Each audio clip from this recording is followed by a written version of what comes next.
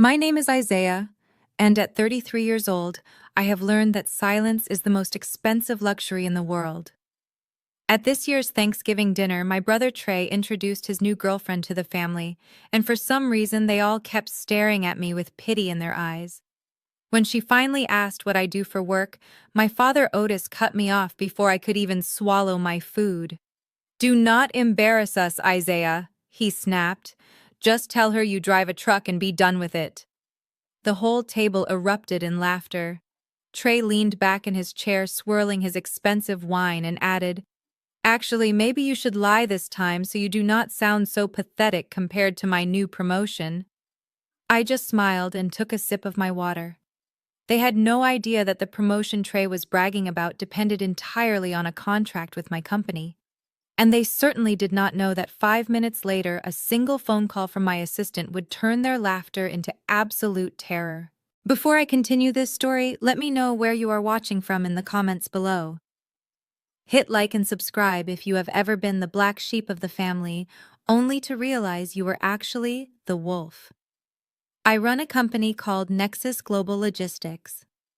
We are a supply chain management firm that handles cold chain transportation for pharmaceuticals and high-end food products. My fleet consists of 600 trucks, 12 distribution centers, and 3 cargo planes. My net worth is sitting somewhere north of $400 million. But my family does not know any of this. To my mother, Viola, and my father, Otis, I am just Isaiah, the college dropout who plays with trucks. I stopped trying to correct them 5 years ago when I asked my father for a $1,000 loan to fix my first delivery van, and he told me he would not throw good money after bad. I fixed that van myself with duct tape and prayers, and I built my empire in silence while my brother Trey climbed the corporate ladder in sales fueled by leased luxury cars and our parents' constant praise. The drive to Trey's house for Thanksgiving was 18 hours long. I had not come from my penthouse in Chicago. I had come straight from the coast where a hurricane had decimated a small community. My fleet was there delivering fresh water and medical supplies pro bono. I had been on the ground for 3 days moving crates, sleeping in the cab of my truck, and eating protein bars. I was exhausted. I was wearing my old Timberland boots that were stained with mud and a heavy flannel jacket that smelled of rain and diesel fuel. I looked rough, but I felt good because I knew I had helped people. When I pulled my 2018 Ford F-150 into the driveway of the house Trey was renting in an upscale suburb of Atlanta, I felt a knot form in my stomach. The house was a McMansion, a stucco monstrosity that screamed new money. Parked in the driveway was Trey's silver Mercedes and my father's Cadillac. My truck looked out of place like a workhorse in a showroom of ponies. I had not even put the truck in park when the front door flew open. Trey marched out. He was wearing a suit. Who wears a 3-piece suit to Thanksgiving dinner at their own house? He looked frantic, waving his arms at me to stop. I rolled down the window, letting the cold November air bite my face. "Hey, big brother," I said, trying to keep my voice cheerful. "Happy Thanksgiving." Trey did not smile. He looked at my truck with pure disgust. "You cannot park that here, Isaiah," he hissed, looking around at the neighbors' houses as if my truck was leaking radioactive waste. "It is a driveway, Trey," I said. "That is what it is for." "Not in this neighborhood," Trey snapped, adjusting his silk tie. "The homeowners association is strict. No commercial vehicles and certainly no beat-up trucks that look like they just rolled out of a swamp. You need to move it." I sighed, gripping the steering wheel. "I just drove 18 hours, Trey. My legs are cramping. Can I just leave it here for an hour while I unload the gifts?" "No," Trey said, firmly pointing down the street. "Park it 2 blocks over behind the community center. Nobody will see it there. And hurry up. Brittany is arriving in 20 minutes, and I do not want her first impression of my family to be this monstrosity." I stared at him for a moment. I could have told him right then. I could have told him that the homeowners association he was so afraid of was managed by a property group I was in the process of acquiring.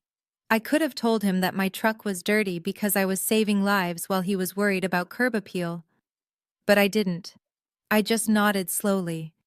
Fine, I said. I will move it. I reversed out of the driveway and drove 2 blocks away, parking behind a row of hedges near the community dumpsters. I grabbed my duffel bag and began the long walk back to the house. The wind was cutting through my flannel jacket, but I walked with my head high. I was used to hard work. I was used to being uncomfortable.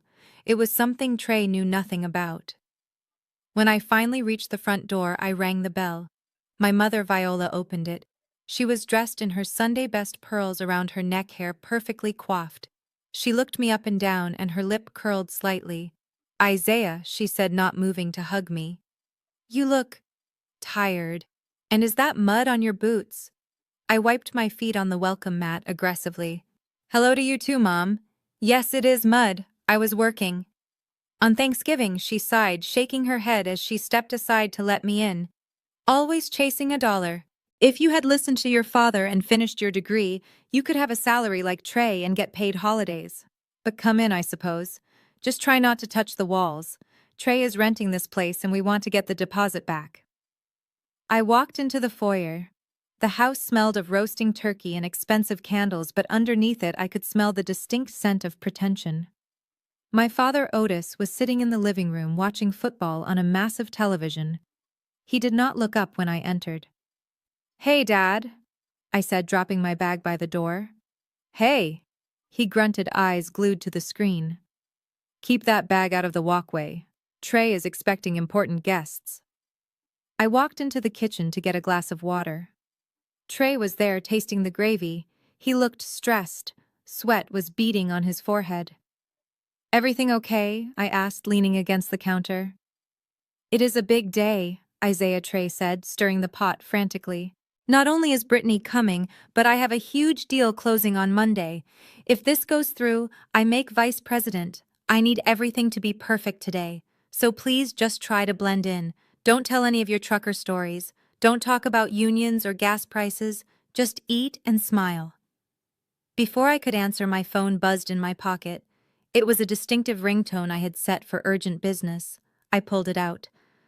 The caller ID read, "Sarah, VP of Operations." "I have to take this," I said, holding up a finger. I stepped into the hallway and answered. "Go ahead, Sarah." "Isaiah, we have a problem at the port of Savannah." Sarah's voice was tense. "Customs is holding the $50 million shipment of vaccine coolers. They are saying the paperwork for the cold chain compliance is missing. If we do not clear this in 2 hours, the temperature sensors will trigger a violation, and the client will void the contract." I pinched the bridge of my nose. "The paperwork is digital, Sarah. It is on the secure server.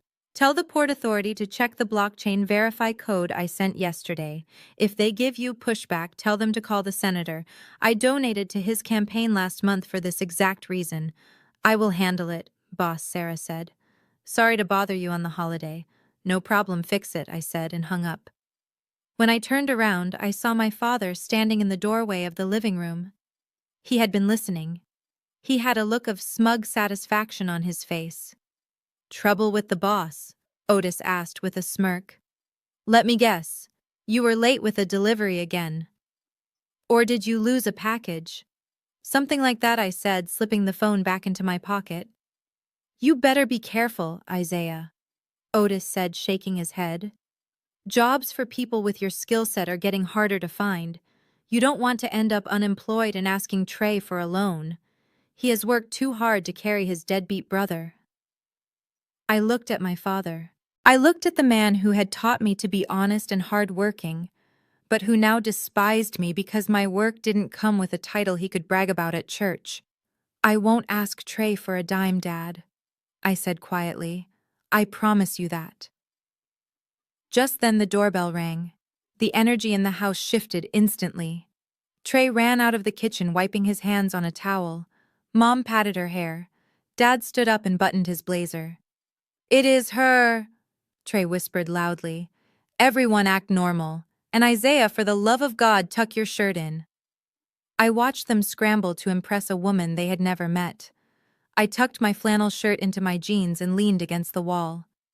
I was the spectator at a play I had seen 1,000 times. But this time I had a feeling the ending was going to be very different. The door opened, and in walked Brittany carrying a designer handbag that I recognized immediately.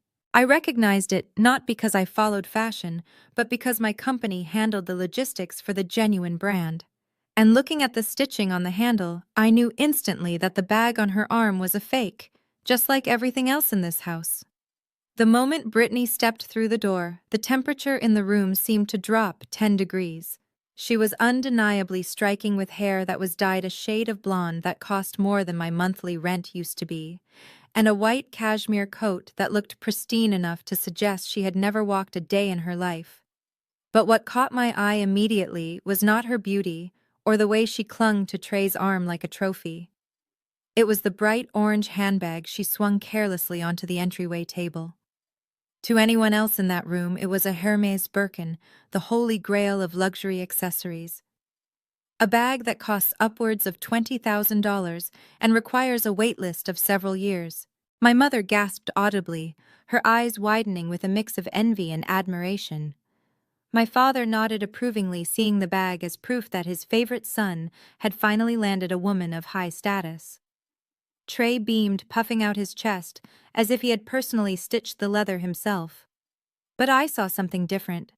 My company Nexus Global Logistics handles the secure supply chain for 3 of the top 5 luxury fashion houses in the world.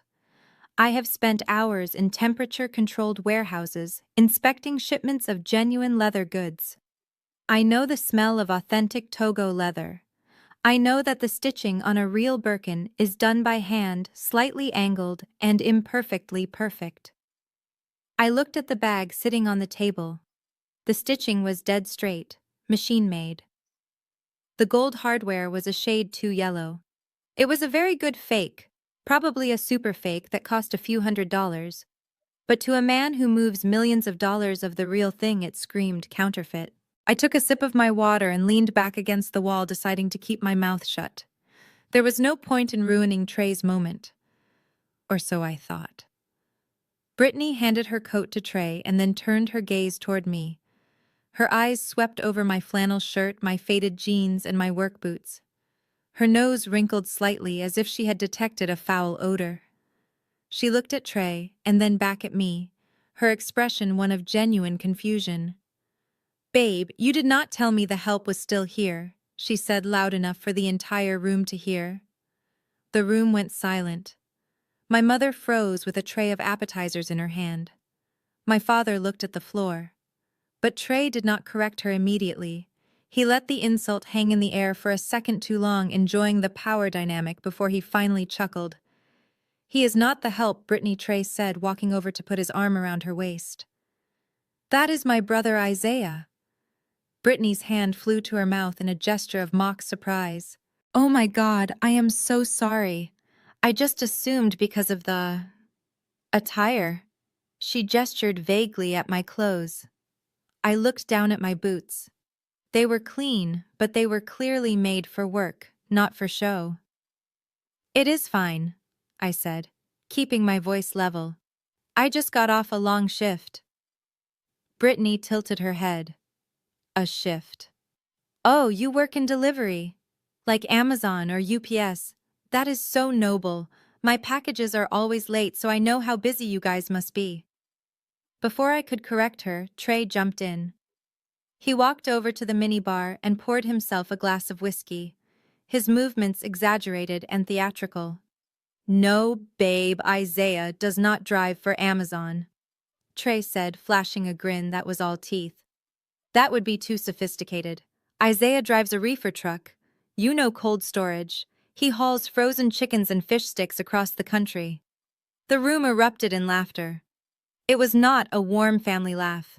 It was a cruel, sharp sound. My father chuckled, shaking his head, as if my career was a personal failure of his parenting. My mother smiled tightly, trying to smooth over the awkwardness, but clearly amused. Brittany giggled, covering her mouth. "Oh, wow. So that explains the smell. I was wondering why it smelled like a fish market in here." Trey roared with laughter, slapping his knee. Exactly. I tell him all the time to shower twice before coming to my house. You do not want that low-tide scent getting into the upholstery of the furniture. I stood there motionless. I was the CEO of a company that was currently coordinating the transport of life-saving vaccines to 3 different continents. I had just spent 3 days in a disaster zone ensuring that families had clean drinking water. And here I was being mocked by a woman carrying a fake handbag and a brother who was drowning in debt. The irony was so thick I could almost taste it. Actually, I started to say I specialize in pharmaceutical logistics and cold chain management for... My father cut me off with a sharp wave of his hand. Enough, Isaiah. Do not bore the poor girl with the details of your truck routes. Nobody wants to hear about traffic jams and way stations on Thanksgiving. Let us go to the table. The food is getting cold. We moved to the dining room. The table was set with fine china and crystal glasses that I knew Trey had rented for the occasion. My mother fussed over the seating arrangement, ensuring that Brittany and Trey sat at the head of the table while I was placed at the far end next to the kitchen door. As we settled in, Trey tapped his spoon against his wine glass. The sharp ping silenced the table.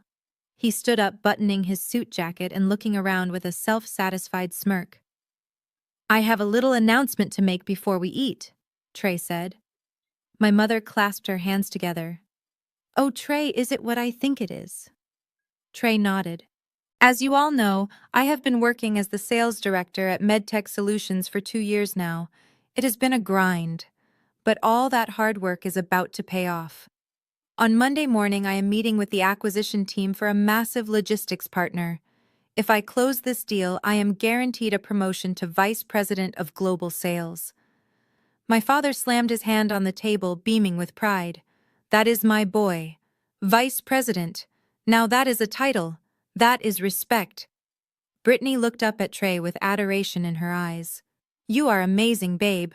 Who is the partner? Trey took a dramatic pause, letting the suspense build. He looked straight at me, his eyes full of condescension, as if he was about to speak a language I couldn't understand. It is a company called GL, Trey said. Nexus Global Logistics. They are the biggest player in the game right now. They are like the Amazon of the supply chain world. Nobody knows who the CEO is. He is supposed to be this ghost, this mysterious figure who never shows his face. They call him the shark because he eats the competition alive. I froze. My fork hovered halfway to my mouth. Nexus Global Logistics. My company. Trey was trying to close a deal with my company. I slowly lowered my fork. I remembered seeing a memo on my desk last week about a potential contract with a mid-sized pharmaceutical supplier called MedTech. My vice president, Sarah, had flagged it. She had said the sales director from MedTech was arrogant, pushy, and had been rude to our administrative staff. She had recommended we pass on the deal. I had not looked at the name of the sales director. I had trusted her judgment and told her to put it on hold. That sales director was my brother. Trey continued, completely oblivious to the fact that the ghost he was talking about was sitting 10 feet away from him, eating cranberry sauce. This deal is worth $50 million over 5 years, Trey bragged, pouring more wine for Brittany. I have been working on their procurement team for months. They were playing hard to get, but I charmed them. I have a meeting with their regional director on Monday to sign the final paperwork. Once that ink is dry, I get a 6-figure bonus and a company car. My mother wiped a tear from her eye. I am so proud of you, Trey. You have always been the ambitious one. You set a goal and you go get it. Not like some people who settle for driving in circles. She did not say my name, but the implication hung heavy in the air. Brittany squeezed Trey's arm. Nexus Global Logistics. That sounds so important. Are you worried about meeting this shark guy? Trey scoffed. Please. The CEO doesn't meet with sales directors. He is probably on a yacht somewhere in the Mediterranean. I am dealing with his underlings, and honestly, I have them wrapped around my finger. I told them if they do not sign with us by Monday, we are taking our business to their competitor. I bluffed them and they folded. That is how you do business. You show strength. I took a sip of water to hide the smile that was threatening to form on my lips. He had bluffed them. He had threatened my team. Sarah must have been laughing when she read his emails. No wonder she had flagged the account. My brother was not just arrogant, he was incompetent. He was trying to strong-arm a company that had a market cap larger than the GDP of some small countries. I decided to test the waters. NGL is a serious company, Trey, I said quietly. They are known for having a very strict code of conduct. Are you sure you want to push them? I heard their CEO is very particular about who he does business with. Trey rolled his eyes and let out a loud groan. Here we go. The truck driver is giving business advice. Stick to checking your tire pressure, Isaiah. You do not understand how corporate negotiations work. It is a game of chicken. And I just won. Brittany laughed, a high-pitched sound that grated on my nerves. Yeah, Isaiah. Leave the business talk to the executives. Maybe you can tell us a story about, I don't know, a funny license plate you saw on the highway. The table erupted in laughter again. I looked at my father, who was laughing so hard he was red in the face. I looked at my mother, who was beaming at Trey as if he had just invented the cure for cancer. And I looked at Trey, who was sitting there like a king on a throne built of lies and debt. They thought I was pathetic. They thought I was the failure. They had no idea that the fate of Trey's promotion, his bonus, and his entire career was currently sitting in my pocket inside a cell phone that was vibrating with a new message from my VP. I pulled out my phone under the table and glanced at the screen. The text was from Sarah. Boss, the guy from MedTech is calling again. He is threatening to pull the offer if we don't confirm by Monday. Do you want me to cut him loose? I looked up at Trey, who was now toasting to his future wealth. I looked at the fake Hermes bag on the table. I looked at the parents who had dismissed me for a decade. I typed a reply under the table. Don't cut him loose yet. Keep him on the hook. I want to handle this one personally. I put the phone away and picked up my knife and fork. Congratulations, Trey, I said, my voice calm and steady. It sounds like you have everything figured out. I cannot wait to see how Monday goes for you. Trey raised his glass to me. Thanks, little brother. Maybe when I get my bonus, I will buy you a new pair of boots. You are embarrassing the family with those things. I just smiled. I took a bite of turkey. It was dry. But as I chewed, I realized it was the most delicious meal I had ever tasted. Because I knew something they didn't. I knew that Monday was coming. And when it arrived, the shark was not going to be on a yacht in the Mediterranean. He was going to be sitting at the head of the table. And he was going to be very, very hungry. The transition from the living room to the dining area felt less like a family gathering and more like a procession of royalty and their subjects. The smell of roasted turkey and sage stuffing filled the air, but it did nothing to warm the chill in my chest. My mother Viola fluttered around the table, adjusting the name cards she had handwritten in calligraphy. The main table was a masterpiece of rented luxury. There was a gold silk tablecloth, towering centerpieces of autumn flowers, and enough silverware to confuse a diplomat.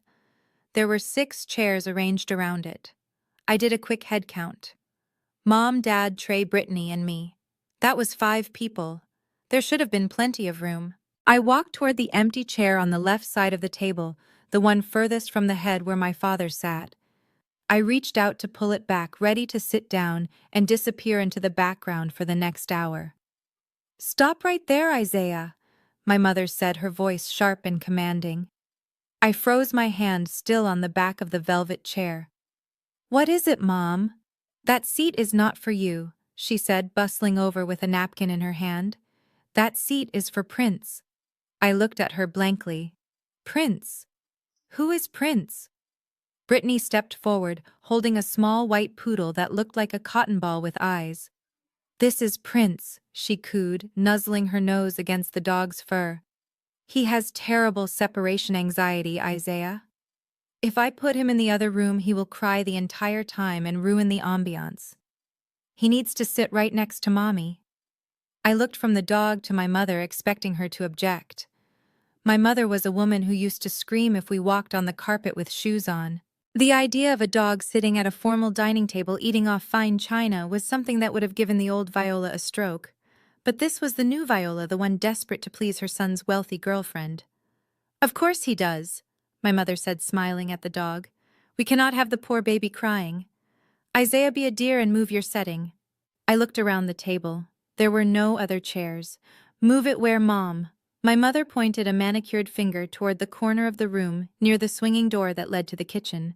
There was a small folding card table set up there. It was wobbling slightly on the hardwood floor. There was no tablecloth, just a paper napkin and a plastic fork. "We ran out of space at the main table," she said breezily. "And honestly, it is better this way. You will have more room to stretch your legs, and you are so close to the kitchen you can help bring out the dessert when we are ready." I stared at the folding table. It was the kids' table. I was 33 years old. I ran a multinational corporation. I had negotiated contracts with government officials and navigated trade wars. And I was being banished to a card table in the corner so a dog could have a seat of honor. For a second, I felt the urge to flip the main table over, to shatter the crystal glasses and scream the truth until their ears rang. But I pushed it down. Rage is for people who have no control. I had all the control. I just hadn't exercised it yet. "That is fine," I said, my voice devoid of emotion. I walked over to the corner and sat down. The chair was metal and cold. From my vantage point, I could see the backs of my family. I was in the room, but I was not part of it. My father, Otis, stood up at the head of the table to carve the turkey. He picked up the electric carving knife and revved it like a chainsaw. The sound cut through the polite conversation. He sliced through the golden skin of the bird, the steam rising up in savory clouds. He began to serve the plates. He piled thick slices of white meat onto Trey's plate. He gave Brittany the drumstick she requested. He served my mother and then himself. Finally, he picked up a plate with some dry scraps of dark meat and a scoop of lumpy mashed potatoes. He walked over and set it down on my card table without making eye contact. "Happy Thanksgiving," he muttered. I picked up my plastic fork. I was hungry. I reached toward the center of the table where a basket of warm rolls was sitting just out of my reach. I stood up to grab one. Otis slammed his hand down on the table, making the silverware rattle. Brittany jumped, and Prince let out a high-pitched bark. "Sit down," Isaiah, my father barked. I stopped mid-motion. "I just wanted a roll, Dad." "Let Trey get his first," Otis said, glaring at me. "He has been working high-stress hours all week. He needs the carbohydrates. You have been driving a truck. You do not need the energy. Let the people who earn the prestige enjoy the fruits of their labor first." Trey laughed, picking up a roll and buttering it slowly while locking eyes with me. "Listen to Dad, Isaiah. He knows how the world works. The lions eat first. The scavengers eat the leftovers." I sat back down. The plastic chair dug into my back. I watched Trey bite into the roll. I watched Brittany feed a piece of premium turkey breast to the dog. The dog ate better than I did. And Isaiah, my father continued, returning to his seat. "When you are done with that plate, do not get comfortable. The generator out back is making a rattling noise. It is disturbing the peace. Go out there and fix it. You are good with your hands, right? Since you cannot contribute to this household financially, the least you can do is some manual labor." I looked down at my plate. The food blurred slightly as a memory forced its way to the surface of my mind. It was 5 years ago, almost to the day. I was sitting at my parents' kitchen table in their old house. It was raining outside, a cold November rain that rattled the windows. I had laid out my business plan in front of them. It was a mess of spreadsheets and diagrams printed at the local library.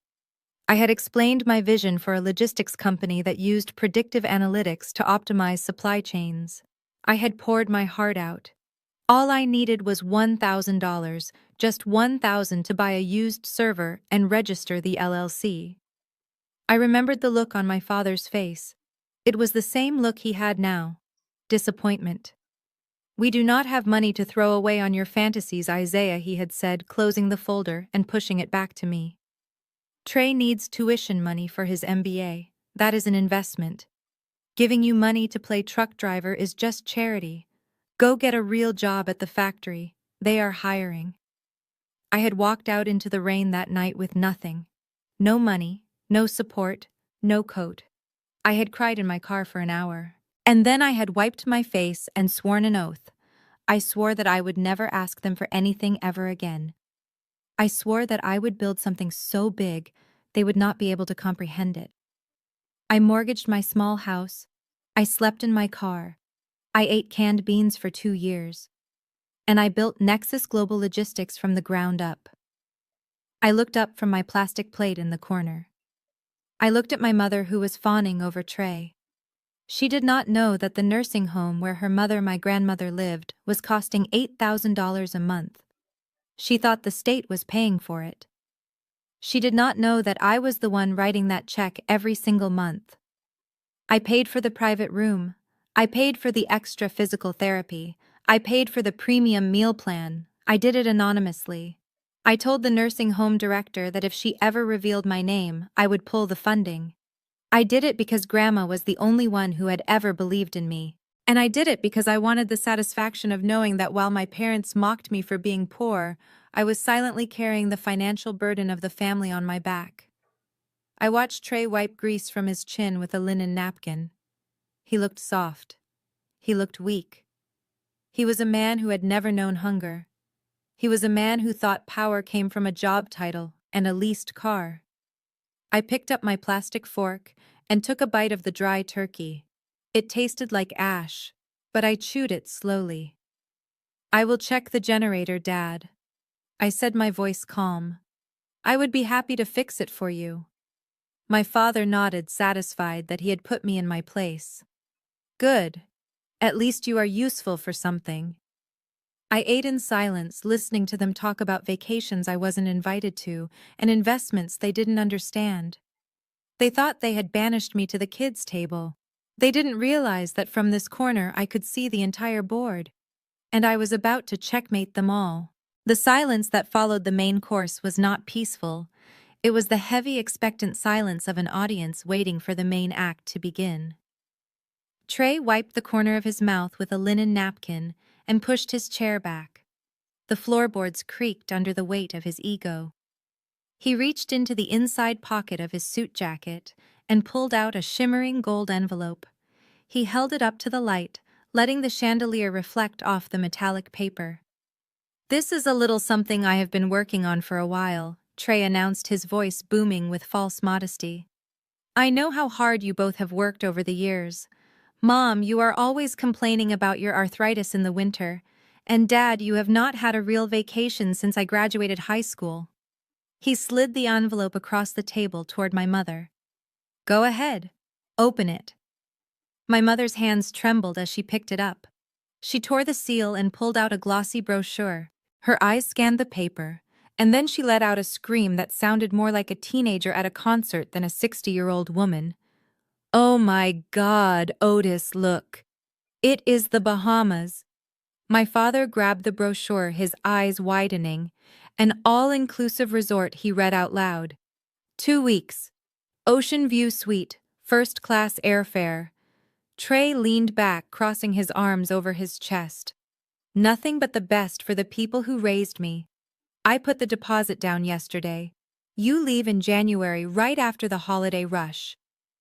My mother jumped up and rushed over to hug Trey, burying her face in his neck. "Oh, my golden boy, you are a blessing. I told the church group just last week that my Trey would take care of us. This must have cost a fortune." Trey waved his hand dismissively. "It is an investment, Mom. You invested in my education, and now I am paying dividends. That is what successful children do. They provide." My father stood up and shook Trey's hand, gripping his shoulder tightly. "I am proud of you, son. Proud of you. You are a man of substance. You set goals and you crush them. You are the pillar of this family." From my corner table, I watched the scene unfold with a mixture of sadness and secondhand embarrassment. I knew how much that trip cost. I knew because I owned a stake in the travel conglomerate that operated that specific resort chain. I also knew based on the credit alert I had seen on Trey's file that he had financed this trip on a high-interest credit card that was already near its limit. He was digging a hole to buy affection, and my parents were handing him the shovel. Then the room grew quiet again. The celebration subsided, and the energy shifted. Trey turned slowly in his chair. His eyes locked onto me sitting at the wobbly card table near the kitchen door. The warmth vanished from his face, replaced by a cold sneer. "I did not forget about you," Isaiah Trey said, reaching into his pocket again. My parents sat back down, watching with amused expressions. Brittany took a sip of wine, her eyes dancing with anticipation. Trey pulled out a small plastic card. He did not hand it to me. He flicked it. The card spun through the air, skittering across the floorboards and coming to rest near my muddy boots. I looked down. It was a gift card. The bright blue logo of Walmart stared up at me. $50, Trey said loud enough for the neighbors to hear. "I know things are tight for you right now. I figured you could use that to buy a new shirt. Or maybe some soap. Because honestly, looking at you sitting there in those rags, it is embarrassing.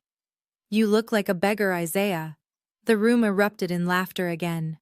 My father slapped the table. "Good one, Trey. He does look like a beggar, doesn't he? Maybe he can buy a razor and shave that face while he is at it." My mother chimed in. "Take it, Isaiah. Do not be proud. $50 is a lot of money for someone in your position. You should say thank you to your brother." I looked at the card on the floor. Then I looked at Trey. He was grinning, waiting for me to bend down. He wanted me to bow. He wanted me to crawl on the floor to retrieve his scraps, so he could feel tall. Slowly I stood up. The metal chair scraped against the floor. I bent down and picked up the card. I held it in my hand, feeling the cheap plastic. "Thank you, Trey," I said, my voice low and devoid of gratitude. "See," Trey said, turning to Brittany. "He knows his place," but I was not done. I walked over to the main table. My boots thudded heavily on the wood. I stopped right next to Trey's chair. I looked him dead in the eye. "I appreciate the gesture," I said, "but I think you should keep this." I held the card up with both hands. With a sharp snap, I broke it in half. The sound was like a pistol crack in the silent room. I dropped the two pieces onto his empty dinner plate. "Why would I want it?" Trey asked, his smile faltering. "Because," I said, leaning in close. "I hear things in the industry, Trey. The word on the street is that MedTech is missing its quarterly targets. There are rumors of massive layoffs coming next week. If that NGL deal does not go through on Monday, you might need this $50 more than I do." The color drained from Trey's face. It was instant. The arrogant flush of wine and victory was replaced by a pale, sickly white. He knew MedTech was struggling. It was a secret he had kept from everyone, including himself, but hearing me say it out loud shattered his illusion. "How dare you?" he whispered. My father stood up, his face turning purple with rage. "You ungrateful little brat! Your brother gives you a gift and you throw it in his face. You are jealous. That is what this is. You are jealous because he is taking us to the Bahamas, and you cannot even afford to take us to dinner." I looked at my father. I could have told him right then that I had already set up a trust fund for his retirement. I could have told him that I paid off his mortgage 2 years ago through a shell company so he wouldn't have to worry about payments. But I realized in that moment that he didn't want my help. He wanted my submission. "I am not jealous, Dad," I said. "I am just realistic." Trey stood up so fast his chair tipped over backward. His fists were clenched. The veins in his neck were bulging. He looked like a cornered animal lashing out of fear. "You think you know everything, don't you?" Trey shouted, stepping into my personal space.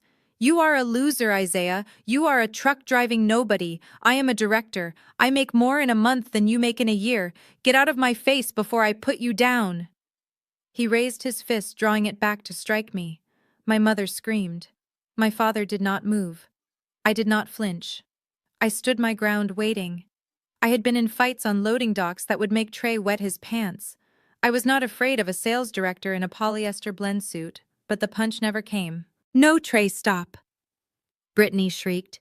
She jumped up and grabbed his arm, pulling him back. Not because she cared about me, not because she wanted peace. "You are going to get blood on my dress," she yelled, pointing at her white cashmere outfit. "This is dry clean only, Trey. If you hit him, he might bleed on me." Trey froze, his chest heaving. He looked at Brittany, then at me. He lowered his hand slowly, adjusting his jacket. "You are lucky," Trey spat at me. "You are lucky she is here." I looked at the broken gift card on his plate. I looked at the parents who had cheered for my humiliation, and I looked at the brother who had just tried to assault me.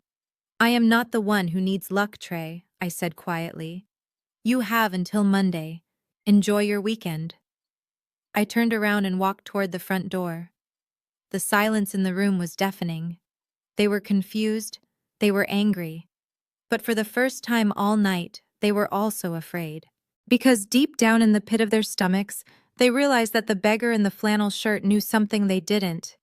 And that terrified them more than anything. The silence in the dining room was thick enough to choke on. The two halves of the Walmart gift card sat on Trey's empty dinner plate like a tombstone for his ego. My father Otis was staring at me with a vein throbbing in his temple, his face a mask of purple rage, while my mother Viola looked between her two sons, unsure whether to scream or cry. Brittany was frantically dabbing at a non-existent spot on her dress, trying to distance herself from the violence that hung in the air. For a moment, I thought my father was going to throw me out right then and there. I could see him gathering the breath in his lungs to banish me from the house he did not own. But before he could speak, a sound cut through the tension. It was the ringtone of a cell phone, not just a standard ringtone, but the opening bars of a rap song about making money and crushing enemies. It was coming from Trey's suit pocket. Trey flinched, breaking the stare down he had locked me in. He reached into his jacket and pulled out his phone. He looked at the screen and his entire demeanor changed instantly. The anger vanished, replaced by a look of sheer, unadulterated smugness.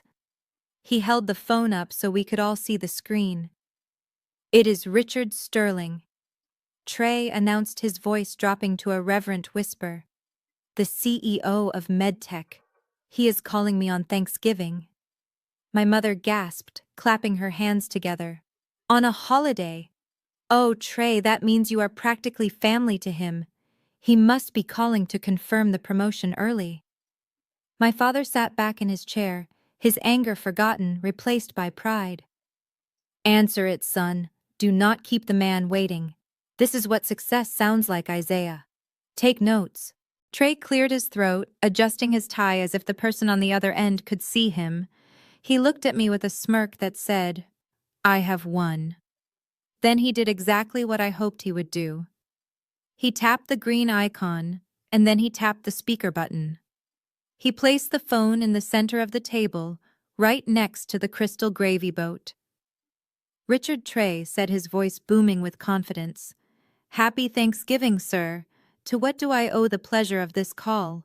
I am sitting here with my family just telling them about the big news for Monday." We all leaned in. My parents were beaming, expecting to hear praise. Brittany was smiling, thinking about the bonus check that would buy her a real handbag. I leaned in too, but for a different reason. I took a sip of water to hide the smile playing on my lips. The voice that came out of the speaker was not happy. It was not festive. It was a roar of pure, unadulterated fury that shook the silverware. "Shut up, Jackson!" Richard Sterling screamed. The volume was so loud that Prince the poodle jumped off the chair and scurried under the table. Trey's smile froze. "Excuse me, sir. I do not understand." "You are a fool, Jackson," Sterling shouted, his voice cracking with stress. "I just got off the phone with the executive office of Nexus Global Logistics. Do you know who called me? Their vice president of operations. On Thanksgiving Day, Trey. They called me on a federal holiday not to wish me well, but to tell me that the $50 million contract is suspended indefinitely." The color drained from Trey's face so fast it looked like a magic trick. He went from flush with wine to ghostly white in a heartbeat. He gripped the edge of the table, his knuckles turning white. "Suspended," Trey stammered. "But sir, that is impossible." I talked to their procurement guy last week. I told him we needed an answer by Monday. I used the leverage strategy we discussed. You used leverage. Sterling laughed a harsh barking sound. You arrogant idiot! You do not use leverage against a company like NGL. They are the leverage. The vice president told me that their CEO, the man they call the Shark, personally flagged our file. She said there were concerns about the attitude and competence of our lead negotiator. That is you, Trey. They think you are a liability. My mother let out a small whimper, pressing her hand to her mouth.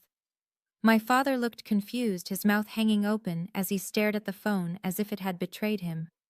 But Sir Trey pleaded, beads of sweat popping out on his forehead. I can fix this. It is just a negotiation tactic. They are testing us. I will call them on Monday morning and... You will not call anyone, Sterling cut him off. If you pick up the phone and call NGL, I will have security throw you out of the building before you can dial the area code. Listen to me closely, Jackson. This deal is the only thing keeping MedTech afloat this quarter. If we lose this contract, we miss our earnings target. If we miss our target, the board fires me. And if the board fires me, I am taking you down with me. The room was deathly silent. The only sound was the heavy breathing of my father and the whir of the refrigerator. You have until Monday at 9 a.m. to figure out how to salvage this, Sterling hissed. I do not care what you have to do. Beg, plead, crawl on your knees.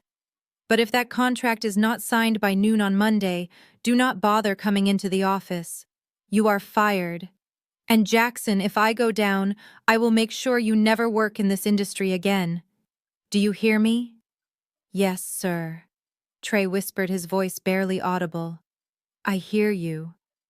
The line clicked dead. The silence that followed was heavy and suffocating. It was the silence of a bomb that had just detonated, leaving everyone stunned in the wreckage. Trey stared at the black screen of his phone. His hands were shaking violently. He looked up, and for the first time all night, he did not look like the golden child. He looked like a frightened little boy. He is joking, right? Brittany asked, her voice shrill in the quiet room. Tell me he is joking, Trey. You said the bonus was guaranteed. I put a deposit on the venue for my birthday party. Trey did not answer her. He reached for his wine glass, but his hand was shaking so badly that he knocked it over. Red wine spilled across the pristine white tablecloth, spreading like a bloodstain toward his mother's plate. Nobody moved to clean it up. My father cleared his throat. It is just a misunderstanding, son. You said you charmed them. You are the best sales director they have. This shark character probably just wants a better rate. You can handle it. Trey looked at our father, and I saw genuine terror in his eyes. It was not just the fear of losing a job. It was something deeper, something darker. You do not understand, Dad, Trey whispered. I need that bonus. I need it now. Why do you need it now? I asked, speaking up from my corner table. My voice was calm, cutting through the panic. You have a salary, Trey. You have savings, right? You are the successful one. Losing a bonus hurts, but it should not be a catastrophe unless you are living beyond your means. Trey's head snapped toward me. His eyes were wide and manic. Shut up, Isaiah. You do not know what you are talking about. I leaned back in my metal chair, crossing my arms. I knew exactly what I was talking about. My private investigator, Marcus, had sent me Trey's full financial dossier 2 days ago. I knew about the online poker addiction. I knew about the $80,000 in credit card debt. And I knew about the loan sharks. Trey had borrowed $50,000 from some very dangerous people to cover his losses on a failed crypto investment earlier this year. The loan was coming due on Tuesday. The bonus from the NGL deal was not just for a luxury car, it was to keep his kneecaps intact. Without that contract, he was a dead man walking. Trey stood up abruptly, pushing his chair back. I need air, he said, gasping. He stumbled toward the back door, fumbling with the latch. He practically fell out onto the patio into the cold night air. My mother stood up to follow him, but my father stopped her. Let him be, Viola. He needs to think. He is under a lot of pressure. He is playing in the big leagues now. This is just part of the game. Brittany looked at the spilled wine on the table, and then at me. Her expression was one of disgust, as if I had somehow caused the phone call with my mind. "This is your fault," she spat. "You brought bad energy into this house. Ever since you walked in with those muddy boots, everything has gone wrong." I looked at her and laughed. A low, dry laugh. "My boots did not suspend his contract, Brittany," I said. "His arrogance did." I stood up and walked over to the main table. I picked up the pitcher of water and poured myself a fresh glass. My parents looked at me as if I were a stranger. They were terrified. Their retirement plan, their golden ticket to the Bahamas, was disintegrating before their eyes. I took a sip of water and looked out the sliding glass door. I could see Trey pacing back and forth on the patio, holding his head in his hands. He was pulling at his hair, muttering to himself. He was trying to figure out how to fix a problem that was unfixable because he didn't even know who he was fighting. He thought he was fighting a corporate bureaucracy. He thought he was fighting bad luck.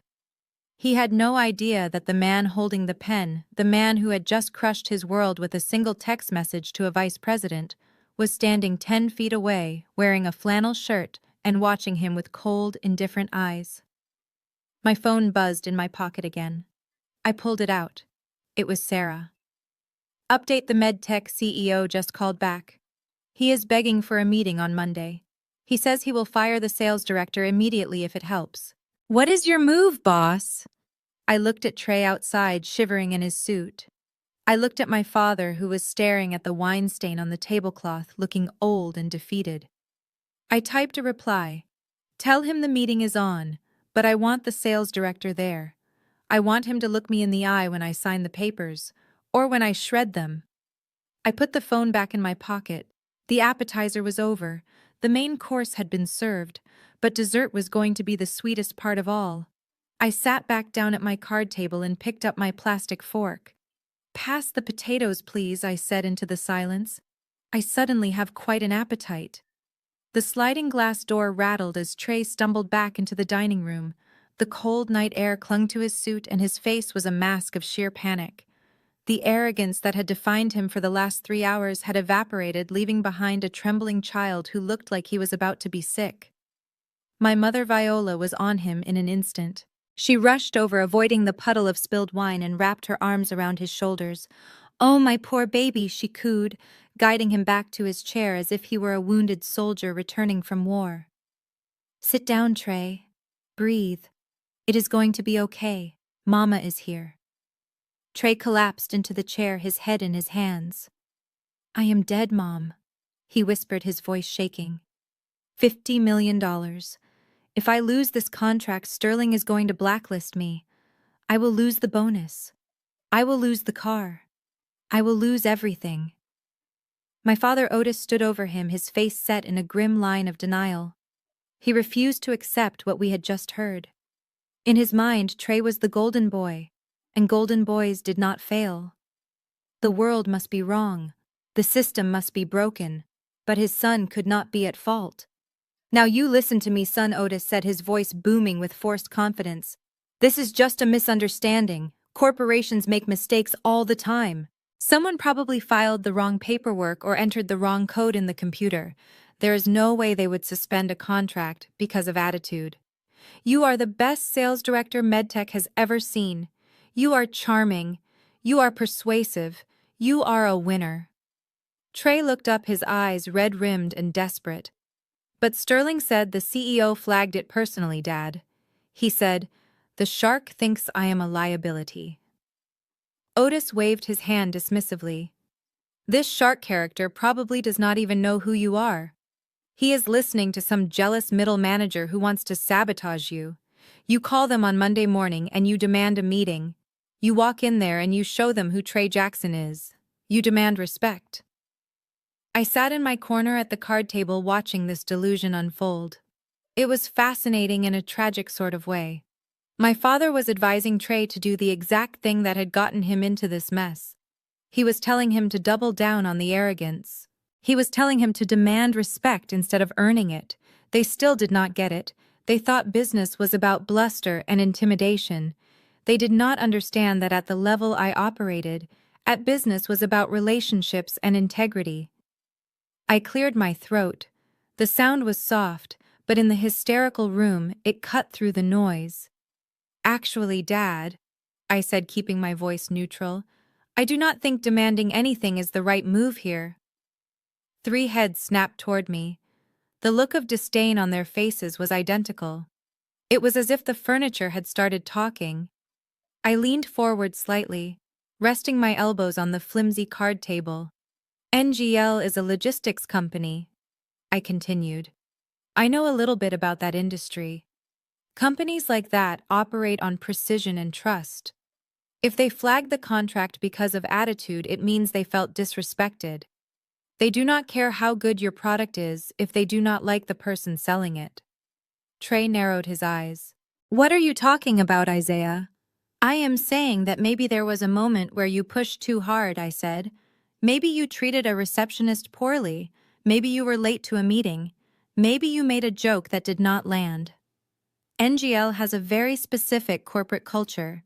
They value humility. Perhaps you should reflect on how you treat people you consider beneath you, like waitstaff or drivers. I let the words hang in the air. I was giving him a lifeline. I was giving him the answer key to the test. If he had just paused and thought about it, he might have realized that his behavior toward me all night was exactly the kind of behavior that would get him fired. But self-reflection is a skill Trey had never learned. Brittany slammed her wine glass down on the table. The sound made Prince the poodle bark from under the table. She turned her body completely toward me, her eyes flashing with venom. "Oh my God, are you serious right now?" she shrieked. "Are you actually trying to give business advice to a director?" She looked at Trey, and then back at me, laughing incredulously. "This is Rich. The guy who drives a frozen food truck is lecturing us on corporate culture. Do you even know what a contract looks like, Isaiah? Have you ever signed anything other than a delivery receipt for a box of fish sticks?" I held her gaze calmly. I was not intimidated by her fake bag or her sharp tongue. I signed a few things, I said simply. Brittany rolled her eyes so hard I thought they might get stuck. "You drive a truck," she spat. "You move boxes from point A to point B. You are manual labor. Trey deals with strategy. He deals with millions of dollars. He deals with executives. You deal with loading docks and sweaty men. So please, for the love of God, shut up and let the adults handle this."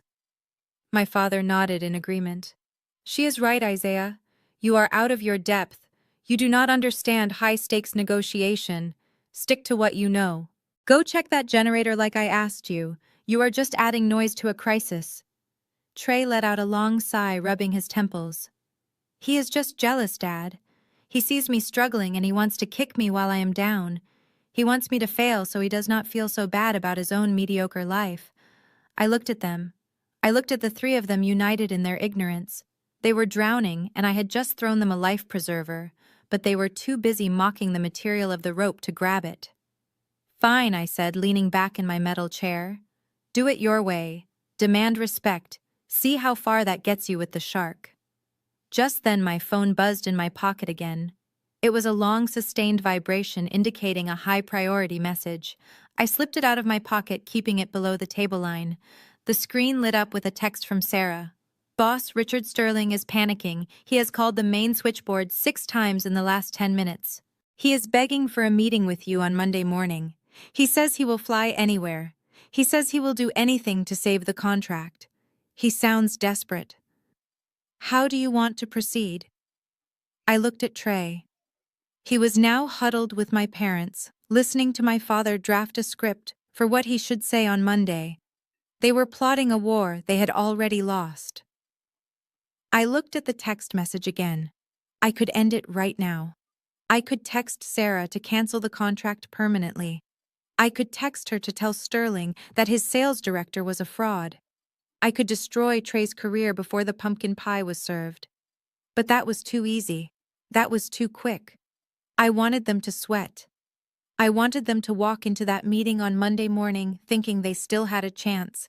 I wanted Trey to put on his best suit and his most arrogant smile and walk into my office only to realize that the man sitting behind the desk was the brother he had called a beggar. I typed my reply to Sarah, slowly savoring every keystroke. Let him wait. Tell him I will see him at 9 a.m. Monday. But tell him to bring the entire sales team, especially the director. And Sarah, make sure the security team knows to let a silver Mercedes park in the VIP lot. I want him to feel special before the fall. I hit send. I slipped the phone back into my pocket and picked up my plastic fork. The tension in the room was still high, but for me the night had transformed. It was no longer a family dinner where I was the outcast. It was a waiting game. I looked over at Brittany, who was whispering something in Trey's ear, stroking his arm. She was betting on the wrong horse. She thought she was dating a vice president. By Monday afternoon, she would be dating an unemployed man with a mountain of debt. I wondered if she would stick around when the leased Mercedes was repossessed. I looked at her fake Hermes bag and decided the answer was no. Pass the cranberry sauce, I said, breaking the silence. They ignored me. But that was okay. I was used to being ignored. It is amazing what you can accomplish when no one is watching you. The atmosphere in the dining room had shifted from celebration to a funeral wake. Trey was staring at his reflection in the spilled wine, his face a mask of defeat, while my parents whispered fiercely to each other, trying to concoct a plan to save face. But Brittany was not used to losing. She was a woman who had glided through life on the coattails of her father's credit card, and she believed there was no problem that could not be solved by knowing the right people. She looked at Trey's slumped shoulders and rolled her eyes, letting out a loud, exasperated sigh that demanded everyone's attention. "Oh, for heaven's sake, Trey, stop pouting," she said, snapping her fingers in front of his face. "You are acting like this is the end of the world. It is just a contract dispute. You are making a mountain out of a molehill." Trey looked up at her, his eyes hollow. "You do not understand Brittany." Sterling was serious. "If I do not fix this by Monday, I am finished." Brittany laughed, and it was a sharp, tinkling sound that grated on my nerves. "Sterling is just a middle manager in a cheap suit," she said dismissively. "He is scared. But you know who isn't scared? My father." My mother perked up instantly. "Mr. Henderson." "Oh, Brittany, do you think your father could help? I hear he is very connected in the business world." Brittany preened, smoothing her hair. "Connected is an understatement, Viola. My daddy owns Henderson Haulage. He has a fleet of 50 trucks. He knows everyone in the Atlanta logistics scene. He plays golf with senators. He has lunch with bank presidents. If anyone can get through to this Nexus Global Logistics company, it is him." She reached into her fake Hermes bag and pulled out her phone. Her nails clicked against the screen as she dialed. I watched from my corner table, taking a slow sip of lukewarm tea. Henderson Haulage. I knew the name. They were a third-tier regional carrier. We used them occasionally for overflow runs on non-critical routes. They were small fish, guppies swimming in an ocean of sharks. But to Brittany and my family, her father was a titan. "I will call him right now," she announced, holding the phone up like a scepter. "He will make one phone call to his friends at NGL, and this whole misunderstanding will be cleared up before dessert. Watch and learn, Isaiah. This is how real power works." She put the phone on speaker and set it in the center of the table. We all listened to the ringing tone. My father leaned forward, hope reigniting in his eyes. Trey sat up straighter, adjusting his tie as if preparing to be saved. "Hello," a gruff voice answered on the third ring. "Brittany, is that you? Happy Thanksgiving, princess." "Hi, Daddy." Brittany cooed, her voice dropping into a sickeningly sweet register.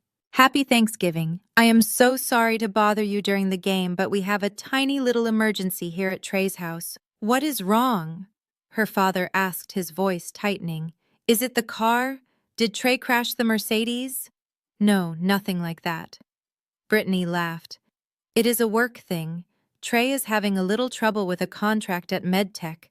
Some logistics company is being difficult and threatening to pull a deal. We were hoping you could use your connections to smooth things over. You know, Call in a favor. Her father let out a relieved sigh. Is that all? Sure, honey. Who is the carrier? Is it FedEx? Or maybe Old Dominion? I know the regional managers at both. No, it is a company called Nexus Global Logistics, Brittany said confidently. NGL. Trey said their CEO is being difficult about. She didn't get to finish the sentence. The moment the words Nexus Global Logistics left her mouth, her father made a sound that I can only describe as a strangled yelp. It was the sound of a man who had just realized he was standing on a landmine. Stop! Mr. Henderson shouted through the speaker. Brittany, are you telling me Trey is in a dispute with NGL? Yes, Daddy, Brittany said, confused by his tone. That is what I said. We just need you to call them, and are you out of your mind? Her father roared. His voice was no longer warm or indulgent. It was terrified. Brittany listened to me very carefully. Do not mess with NGL. Do not call them. Do not email them. And for the love of God, do not mention my name in the same sentence as that company. Brittany blinked, her confidence faltering. But Daddy, why? You said you knew everyone. You said you were a big player. I am a big player in Atlanta, Mr. Henderson snapped. But NGL is not Atlanta, Brittany. NGL is global. They own the supply chain. If I annoy them, they could crush my business in a week. They could blacklist my trucks from every major port on the East Coast. We would be bankrupt by Christmas. The room went deadly silent. My father's mouth hung open. Trey looked like he was going to vomit. But surely you can talk to their CEO. Brittany pleaded, her voice rising in desperation. Trey said his name is the Shark or something. Just call him. Her father laughed, a dry, humorless sound. Call him. Brittany, nobody calls the Shark. Nobody even knows who he is. He is a ghost. In the industry, we do not even speak his full name. We just know the initials on the contracts. IJ. IJ. The letters hung in the air. That man is a phantom. Mr. Henderson continued, his voice dropping to a whisper. He came out of nowhere 5 years ago and bought up half the cold chain capacity in the country. He does not go to charity galas. He does not do interviews. He just acquires companies and destroys anyone who lacks integrity. If Trey is on his bad side, tell him to pack his desk. There is no fixing it. Now I have to go. I need to make sure none of my drivers are currently under contract with NGL. I cannot afford the blowback. Goodbye, Brittany. The line clicked dead. For 10 seconds, nobody moved. The only sound in the room was the hum of the refrigerator and the soft clink of my teacup as I set it back down on the saucer. IJ. My initials. Isaiah Jackson. I looked around the room, waiting for the realization to hit them. I waited for them to look at me and connect the dots. My name was Isaiah. My last name was Jackson. I worked in logistics. I had just told them I knew the industry. The puzzle pieces were massive and they were lying right there on the table. But they didn't see it. Their prejudice was so deep, their image of me as a failure was so cemented in their minds that the truth simply bounced off them. To them, I was Isaiah, the truck driver. The idea that I could be the terrifying IJ that Mr. Henderson spoke of was not just impossible, it was inconceivable. It would be like suspecting the family cat of being a nuclear physicist. Trey broke the silence with a moan of despair. IJ, he whispered. Even Henderson is afraid of him. Who is this guy? He sounds like a monster. Brittany snatched her phone off the table, her face flushed with embarrassment. Well, my dad is just being cautious, she said defensively. He has a lot to lose. He is just protecting his assets. My father shook his head slowly. If Henderson will not touch it, then it must be bad. This IJ character sounds like a tyrant, a man with no soul. Probably some old billionaire sitting in a tower in New York enjoying destroying young men's careers. I picked up my spoon and stirred the dregs of my tea. A small smile touched the corners of my lips. A tyrant, a monster, a ghost. I had been called many things in boardrooms, but hearing my own family describe my alter ego with such fear was deeply satisfying. "He does sound formidable," I said, speaking from the shadows of my corner. "A man who values integrity above all else. Maybe he is not a monster, Dad. Maybe he just has high standards."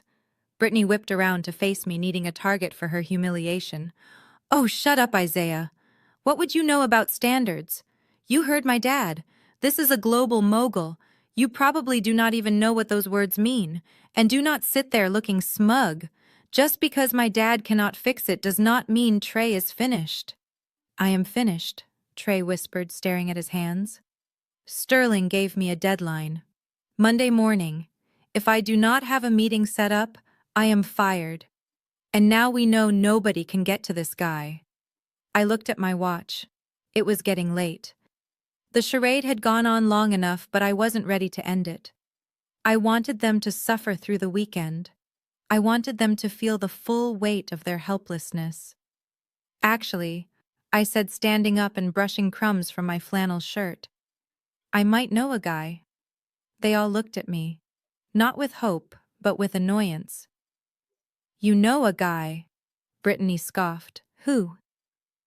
"Your shift supervisor at the warehouse." "No," I said, walking over to the main table.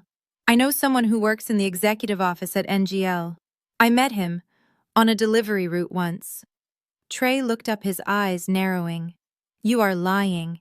You are just trying to make yourself look important because Brittany's dad embarrassed you." I shrugged. "Believe what you want, Trey, but I could probably send a text. See if I can get you that meeting on Monday." My mother let out a harsh laugh. "Oh, Isaiah, stop it. This is not the time for your fantasies. We are dealing with a crisis and you are playing make-believe. Go sit down." I looked at my mother. She was dismissing the only lifeline her golden boy had because it came from the hand of the son she didn't respect. "Okay, Mom," I said. "I will sit down. I wouldn't want to overstep." I walked back to my card table and sat down. I pulled out my phone and opened my messages. I saw the text draft to Sarah that I hadn't sent yet, the one instructing her to set up the meeting. I deleted it. If they wanted to suffer, I would let them suffer. I would let Trey sweat for 2 more days. I would let him spend the entire weekend terrified of the mysterious IJ. And when Monday came, I would not just be a name on a contract. I would be the reckoning they never saw coming. Brittany poured herself another glass of wine, her hand shaking slightly. "IJ," she muttered under her breath. "What kind of initials are those anyway? Probably stands for something pretentious." I took a sip of my tea and whispered into the cup, "Isaiah Jackson." But nobody heard me. And even if they had, they wouldn't have believed it. The pumpkin pie sat in the center of the table, uncut and cold. The whipped cream had started to melt into a sad white puddle, which was a perfect metaphor for the mood in the room. Trey had stopped pacing, but the energy coming off him was radioactive. He was vibrating with a toxic mix of fear and aggression, needing a target for his panic. He could not yell at his boss. He could not yell at the mysterious CEO of Nexus Global Logistics, and he certainly could not yell at himself.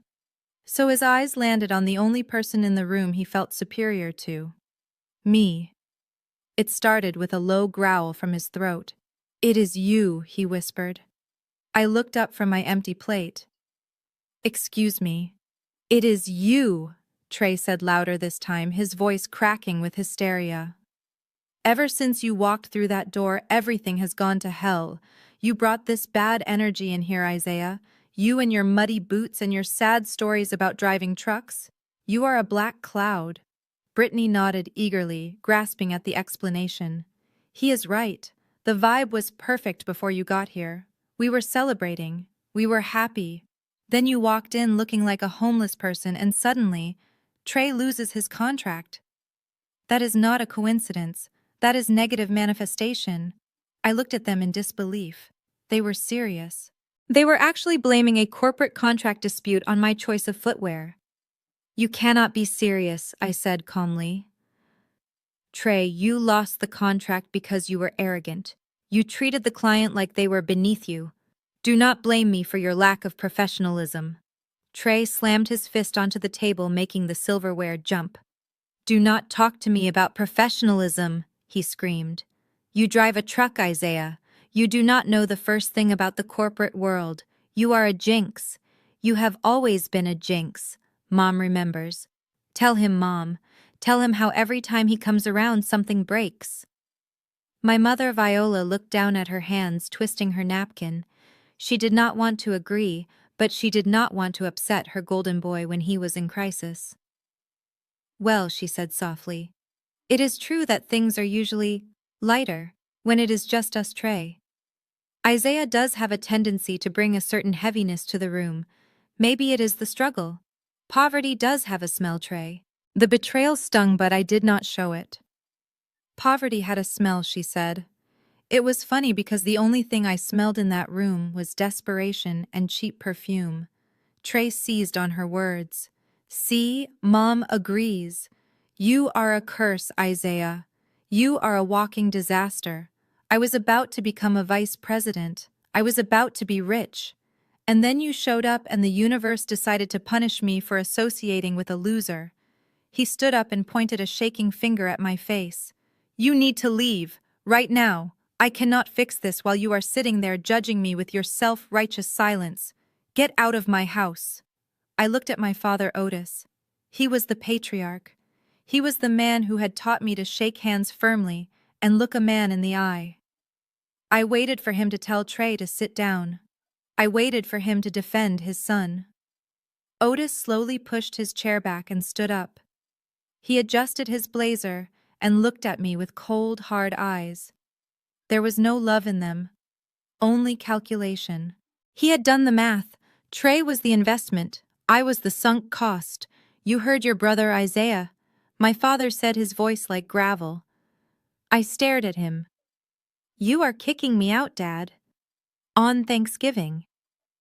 This dinner is for winners, Isaiah Otis said without stuttering. It is for people who contribute, people who have a future. We are trying to solve a crisis here, and quite frankly, looking at you is just a reminder of what happens when you do not have ambition. You are a distraction. He pointed toward the front door. Go on, get your bag. Go back to your truck.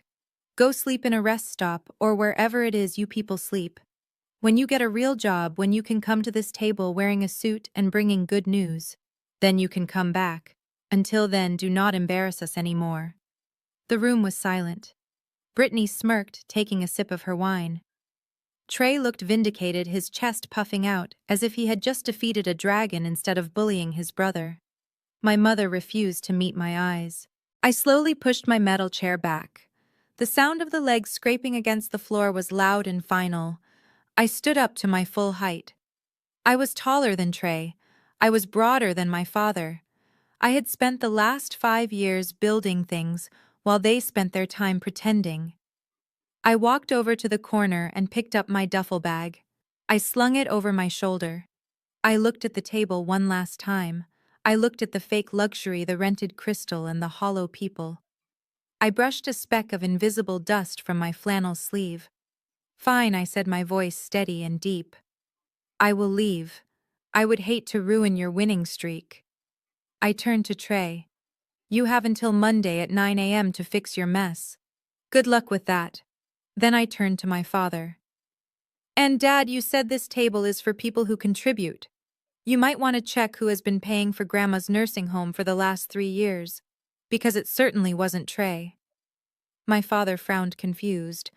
What are you talking about? The state pays for that. I just smiled, a cold, knowing smile. Keep telling yourself that. I walked to the front door. My hand touched the cold brass handle. I paused and looked back at them. They were watching me, waiting for me to disappear so they could go back to their delusion. One last thing I said. You kicked me out because you think I am worthless. You think I am a failure. But remember this moment. Because the next time you see me, the dynamic is going to be very different. And when you realize what you have done when you come to me asking for help, remember that I offered you a lifeline, and you slapped it away. I opened the door, letting the night air rush in. When you need me, and you will need me, The price is not going to be cheap.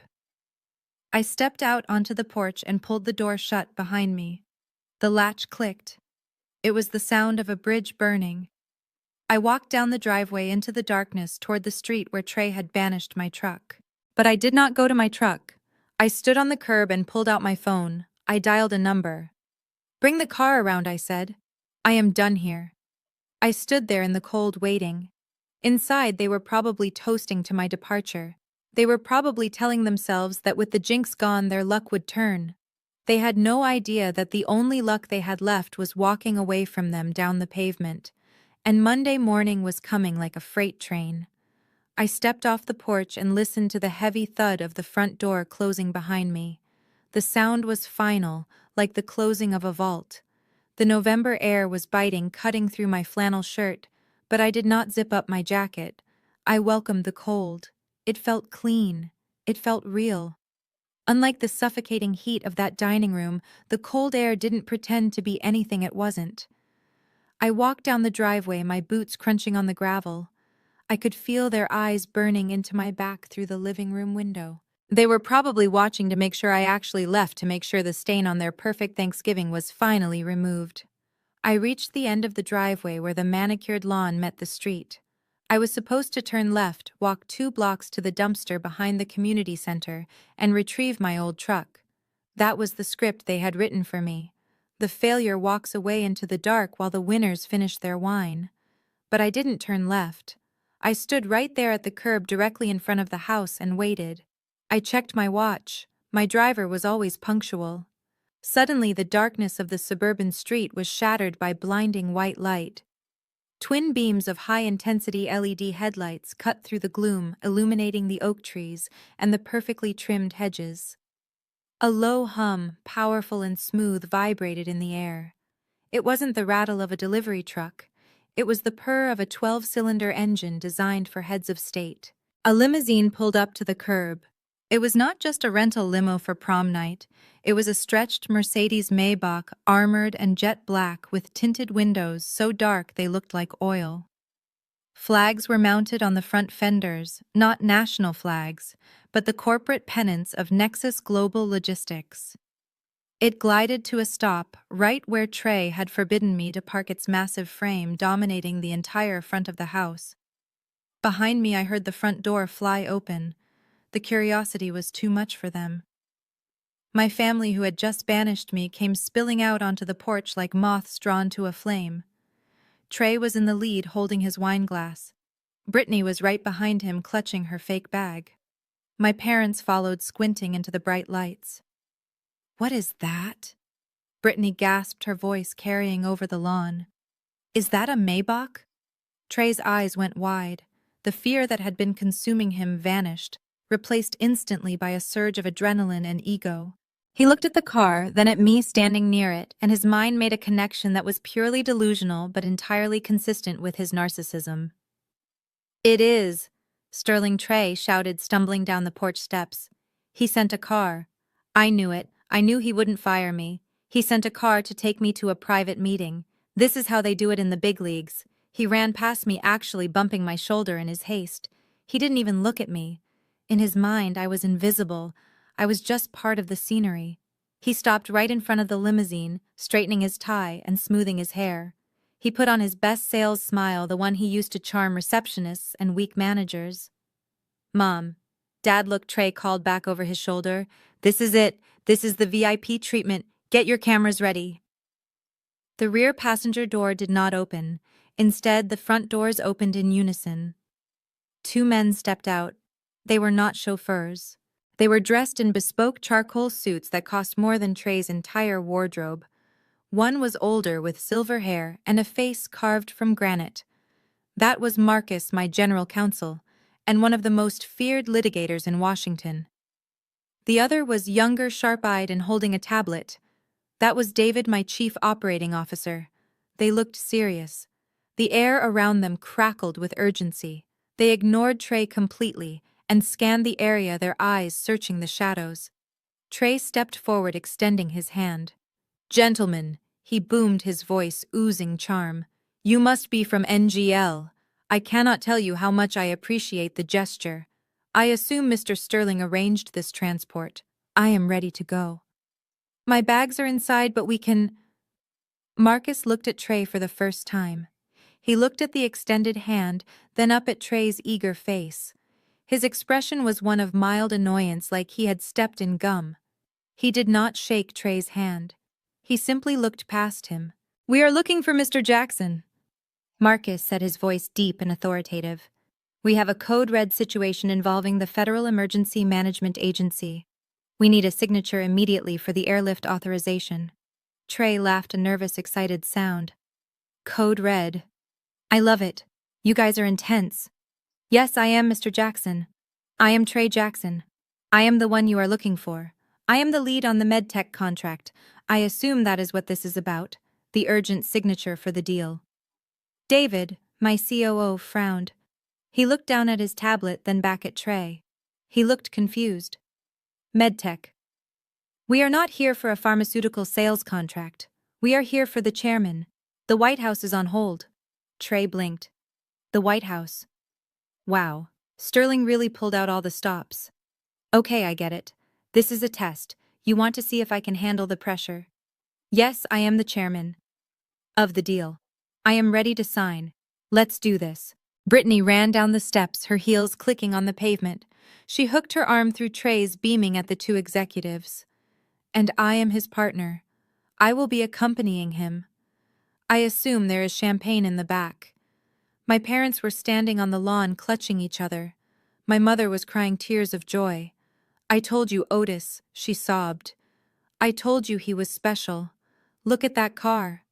My boy is important." I stood in the shadows, leaning against the trunk of the massive oak tree near the curb. I watched the circus unfold. I watched my brother try to claim a throne he hadn't built. I watched him try to steal a moment that wasn't his. It was the ultimate act of hubris. He was so convinced of his own magnificence that he couldn't hear what the men were actually saying. They were talking about airlifts and federal agencies. He was hearing bonus checks and promotions. Marcus finally lost his patience. He took a step closer to Trey, his physical presence intimidating. "Sir, step aside," Marcus said, his voice dropping to a growl. "We are not Uber drivers. We are not here for a party. We are looking for Isaiah Jackson. Our GPS tracker places him at this location." Trey froze. The smile wavered. "Isaiah." He turned slowly and looked at me. I was still standing there, arms crossed over my flannel shirt, my face hidden in the shadows of the tree. "Why would you want him?" Trey scoffed, pointing a thumb over his shoulder. "That is just my brother. He is a truck driver. He was just leaving. You probably pinged his phone by mistake. He delivers for some low-level carrier." David looked up from his tablet. He looked at Trey, then followed Trey's finger to where I was standing. His eyes locked onto me. The tension in his shoulders instantly evaporated. He tapped Marcus on the arm. Sir David said, "Target acquired. He is right there." The two men in suits immediately turned their backs on Trey. They walked past him as if he were a traffic cone. They walked past Brittany, who was still smiling her frozen pageant smile. They walked straight toward the man in the muddy boots. Trey spun around. "Hey, wait a minute. You are making a mistake. That is the wrong Jackson. He is nobody. He is a failure. I am the one with the MBA. I am the director." Marcus stopped. He turned his head slowly and looked at Trey with a look of absolute withering pity. Sir Marcus said, his voice carrying clearly in the night air. "In our world, an MBA gets you a job interview. But the man standing behind you owns the company that prints the paychecks. I suggest you show some respect." Trey's mouth fell open. My parents gasped. The two executives reached me. They didn't grab me. They didn't arrest me. They stopped 3 feet away and bowed their heads slightly. It was a gesture of deference, a gesture of loyalty. "Mr. Chairman," Marcus said, his tone shifting to one of professional urgency, "we apologize for the intrusion on your holiday. But the hurricane situation has escalated. The President has requested immediate deployment of the C-5 Galaxy fleet. We cannot move the birds without your biometric authorization."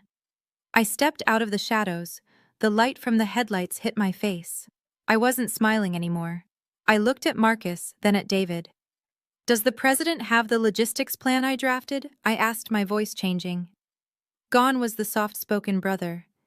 In his place was the CEO. My voice was crisp, commanding, and authoritative. "Yes, sir," David replied. "He has reviewed it. He is waiting for your green light." I nodded. "Open the car. Get me a secure line." Trey stood frozen on the driveway. He looked from me to the car, then back to me. His brain was trying to process the data, but it was crashing. The brother he had mocked. The brother he had given a $50 gift card. The brother he had called a beggar. Isaiah Trey whispered, his voice trembling. "What is going on? Who are these people?" I paused with my hand on the door handle of the limousine. I turned slowly to face them. My family. The people who had judged me by my cover and never bothered to read the book. "I told you, Trey," I said, my voice cold and hard. "I told you that when you needed me, the price would not be cheap. You thought I drove the truck. You never asked who owned the road." I signaled David. He opened the rear door. I stepped into the plush leather interior of the mobile command center. I sat down, and the heavy door thudded shut, sealing me in a world of silence and power, leaving my family standing in the cold, staring at a reality they could no longer deny. The engine of the armored Maybach hummed with a low vibration that seemed to shake the very foundations of the suburban driveway. Trey stood frozen near the rear fender, his hands still half extended in a greeting that nobody wanted to accept. He looked like a man who had walked onto a stage expecting applause only to find himself in an empty theater. He blinked rapidly, trying to process the scene before him. Two men in suits worth more than his car had just walked past him as if he were invisible. They had walked past the golden boy, the vice president, hopeful, the family success story, and they were walking with purpose toward the darkness at the edge of the lawn where the family failure was standing in the cold. "Hey, wait a minute," Trey stammered, his voice pitching up an octave. "You guys are making a mistake. Serious mistake. That is just Isaiah. He drives a truck. He is nobody.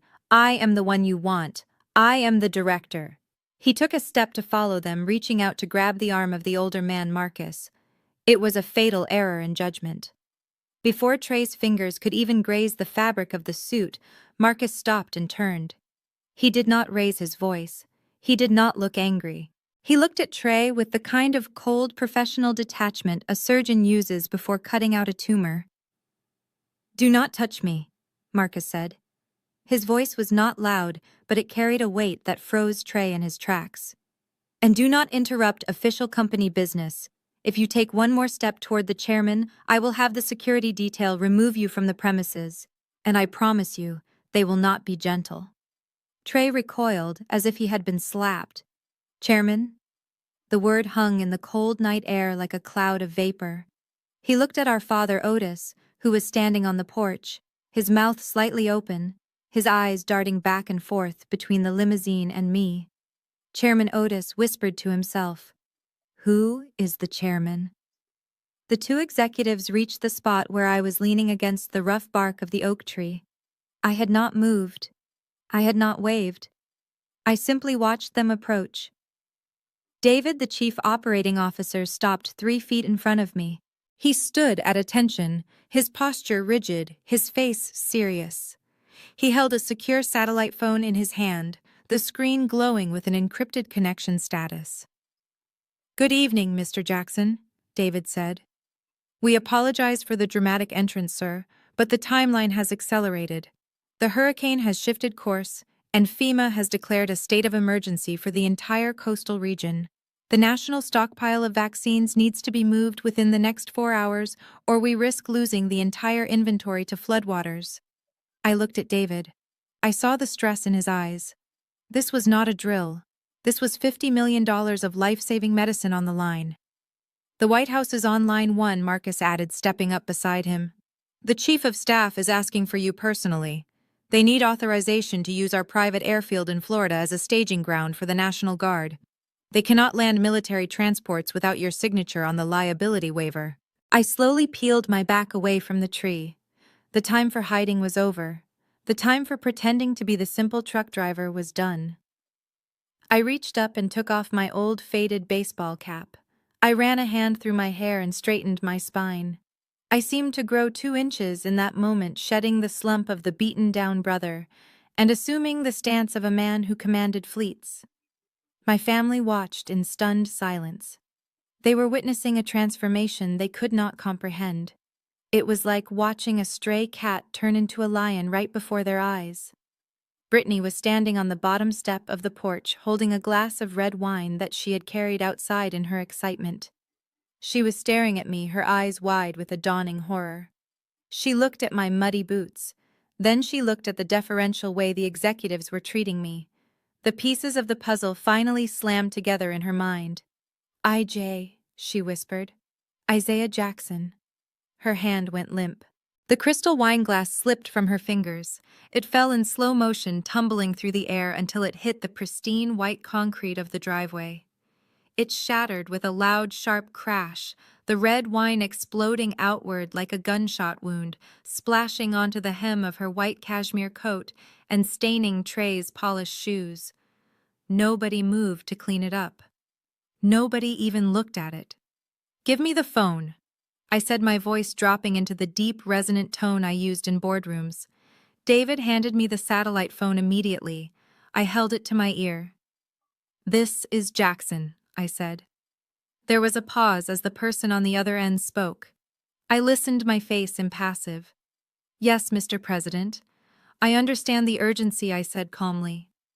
Behind me, I heard my mother Viola let out a strangled gasp. She grabbed Otis's arm to keep from falling over. The president.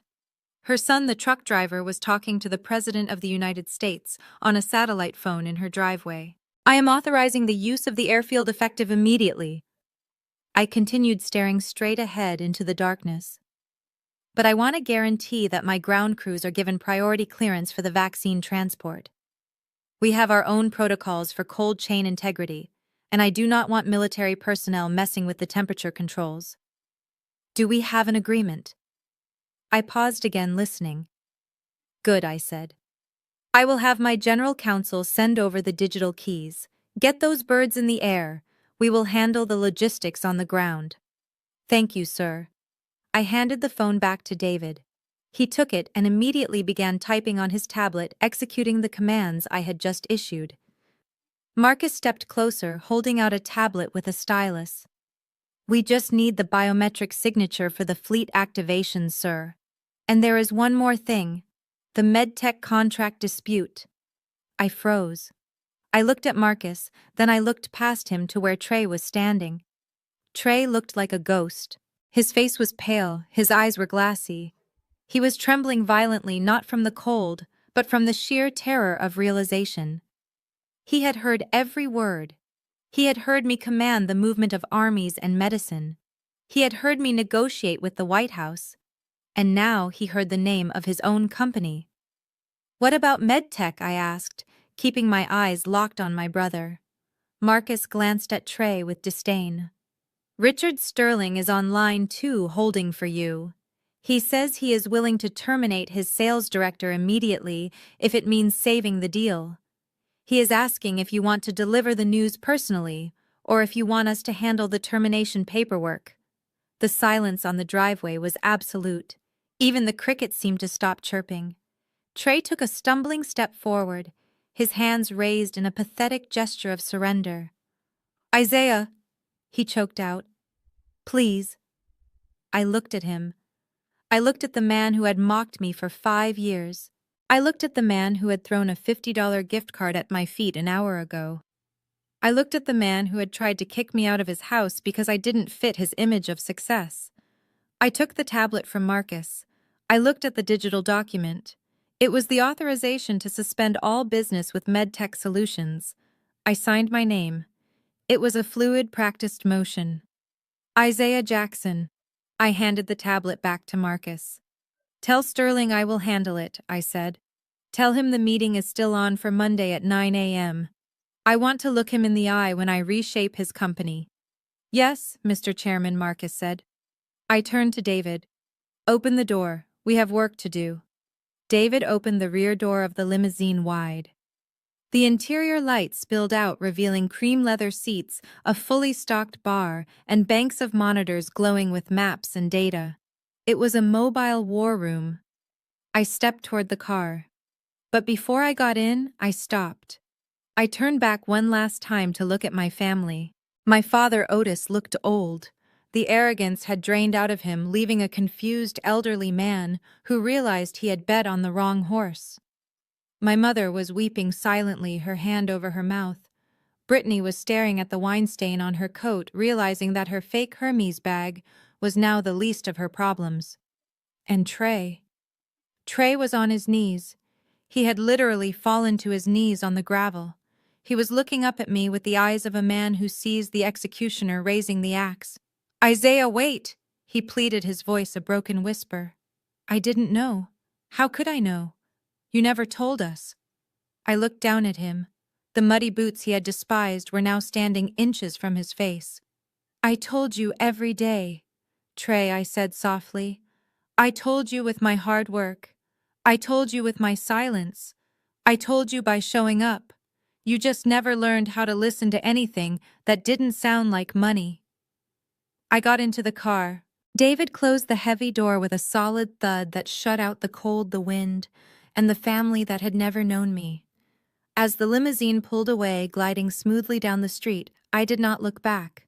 I picked up the phone to call the White House back. I had a job to do. And unlike Trey, I intended to finish it. The heavy door of the limousine remained open for just a moment longer. The interior light cast a long shadow across the gravel driveway, illuminating the stunned faces of the people who had raised me and the brother who had tormented me. I stood there with one hand on the roof of the car, looking down at them from the precipice of my real life.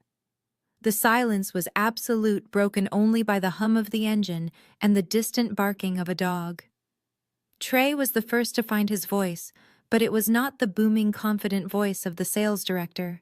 It was a thin, strangled sound that barely made it past his lips. He took a stumbling step forward, his expensive dress shoes dragging in the dirt. "Chairman," he whispered. The word sounded foreign in his mouth. "You. But that is impossible. You are a driver. I saw your truck. It is a rusted piece of junk. You wear flannel. You have mud on your boots. Drivers do not own companies, Isaiah. Drivers do not talk to the president." He looked at my father Otis for confirmation, but Otis was staring at the corporate flags on the fender of the car with a look of dawning horror. The reality was crashing down on them too fast for them to process. Marcus, who was standing by the open door holding my briefcase, stepped forward. He adjusted his silk tie and looked at Trey with the kind of professional disdain usually reserved for a chaotic courtroom defendant. "Let me clarify the corporate structure for you, Mr. Jackson, since you seem to be struggling with the organizational chart," Marcus said, his voice crisp and sharp. He gestured to the fleet of phantom trucks that existed in the ether of my empire. "Your brother does not drive a truck for a wage," Marcus continued. "He owns the fleet. Specifically, he owns 650 Class 8 semi-trucks. He owns 12 temperature-controlled distribution centers across North America. He owns 3 Boeing 747 cargo freighters that are currently being prepped for federal service." Marcus took a step closer to Trey, invading his personal space. "And most relevant to your current employment situation," Marcus added, "Mr. Jackson owns the proprietary cold chain technology that your company MedTech relies on. He is the one who decides whether your pharmaceuticals leave the loading dock or whether they rot in the warehouse. Without his trucks, your product is just expensive dust." Trey's knees gave way. He literally collapsed onto the grass beside the driveway. He looked up at me, his eyes wide and wet with tears. The arrogance was gone. The pride was gone. All that was left was the terrifying realization that he had spent years kicking the giant who held his life in his hands. "So it was you," Trey choked out. "The NGL contract. The shark." I stepped away from the car and walked back toward him. Just a few steps, enough to loom over him. "Yes, Trey," I said, my voice low and steady. "I am the shark. I am the ghost you were so afraid of." I looked at my parents. I looked at Brittany, who was shivering in her wine-stained coat. You asked why the contract was suspended, I said. You thought it was a mistake. You thought it was bad luck. But it was a choice. My choice. I reached into my pocket and pulled out the phone I had used to text Sarah. I flagged your file, Trey. Not because your price was too high, not because your product was bad. I flagged it because I do not do business with people who lack integrity. I do not sign contracts with men who belittle their family to impress strangers. I do not partner with men who throw gift cards at their brothers and call them beggars. Trey began to sob. It was an ugly sound. Isaiah, please. I did not know. If I had known who you were, I never would have. I cut him off. That is the point, Trey. You should have treated me with respect when you thought I was nobody. That is what character is. It is how you treat the people who can do nothing for you, and you failed that test every single time. I looked at my father, Otis. You told me this table was for winners, Dad, I said. You told me to come back when I had a real job. Well, I have a job. I employ 4,000 people. I move the economy. Is that real enough for you? Otis opened his mouth, but no sound came out. He looked old and small, standing there in the harsh light of the headlamps. I turned back to the car. Marcus held the door for me. The contract remains suspended, I said over my shoulder. And Trey, on Monday morning, do not bother coming to the meeting. I will not be there. I have a country to help. You can explain to Richard Sterling why the shark decided to eat you alive. I slid into the leather seat. Marcus closed the door with a solid thud that sounded like a gavel coming down. As the car pulled away, gliding smoothly into the night, I did not look back at the rearview mirror. I did not need to see their faces to know that they were pale. I did not need to see them to know that the silence I left behind was heavier than any words I could have spoken. The lesson had been delivered, and the tuition was everything they had. As I placed one foot inside the plush interior of the limousine, I paused. The warmth of the climate-controlled cabin was inviting me to leave this cold reality behind, but there was one loose end that remained untied. I could hear Trey weeping in the dirt, and I could feel the heavy gaze of my parents burning into my back, but my attention shifted past them. I looked toward the bottom of the porch steps where Brittany was standing. She was shivering violently in the night air. The red wine stain on her white cashmere coat had begun to dry, turning a dark, ugly purple that looked like a bruise on the fabric. But she was not looking at the stain. She was clutching that bright orange handbag against her chest, holding it tight like a shield that could protect her from the destruction falling around her. I stepped back out of the car, just for a moment. I adjusted my cuffs and walked toward her. The gravel crunched under my boots, the sound loud and ominous in the silence. Brittany's eyes went wide, and she took a step back, stumbling slightly in her heels. She looked at me with pure terror, as if I were a predator closing in on wounded prey. Brittany, I said, my voice smooth and calm. I almost forgot something. She did not speak. She just stared at me, her breath coming in short, sharp gasps.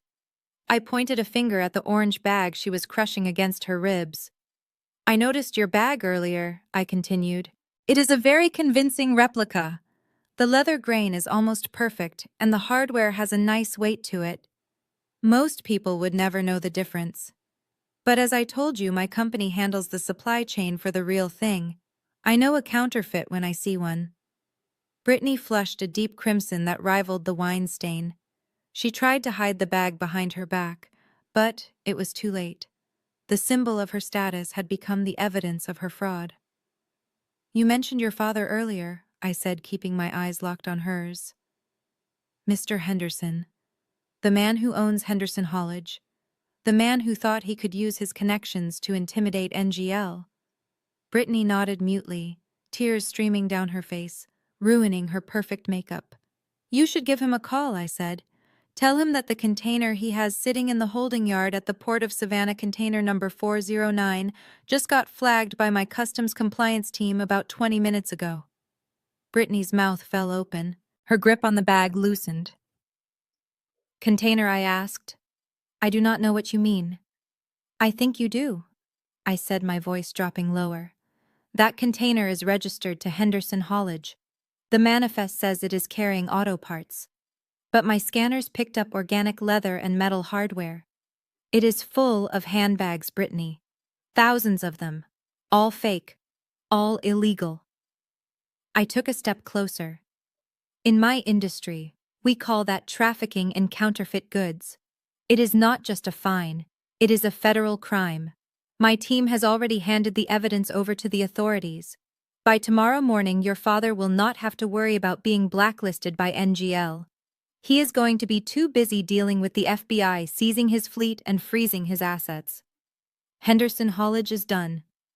The realization hit her like a physical blow. She swayed on her feet. She knew exactly what her father did. She knew where the money for her car and her clothes came from. It came from the same corner cutting and dishonesty that she had displayed all night. And now, because she had tried to flaunt her power in front of the wrong man, she had brought the entire house of cards crashing down. "No," she whispered. "No, Daddy said it was safe. He said nobody checks the small containers." I smiled a cold, humorless smile. "I check everything, Brittany. That is why I am the chairman, and he is the one going to prison." Behind me, Trey pushed himself up from the ground. He saw the look on Brittany's face and the desperation in her eyes. He reached out to her, thinking they could find comfort in their shared misery. "Babe," Trey croaked, his voice hoarse. "Babe, I am so sorry. We can fix this. We can figure it out together." He took a step toward her, reaching for her hand. Brittany looked at him. She looked at the man she had dated for his title. She looked at the man she thought would make her a vice president's wife. Now he was unemployed, broke, and standing in the dirt. Oh. And because of him, her family empire was incinerated. Her face twisted into a mask of pure revulsion. She slapped his hand away. "Do not touch me!" she screamed. Trey recoiled, shocked. "Brittany, please! You did this!" she shrieked, backing away toward her car. "This is all your fault.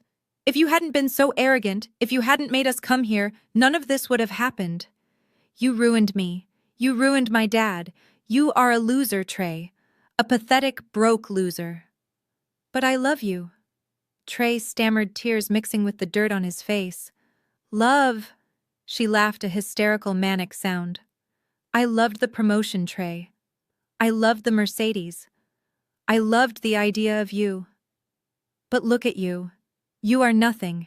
And now, because of you, I have nothing." She turned and ran.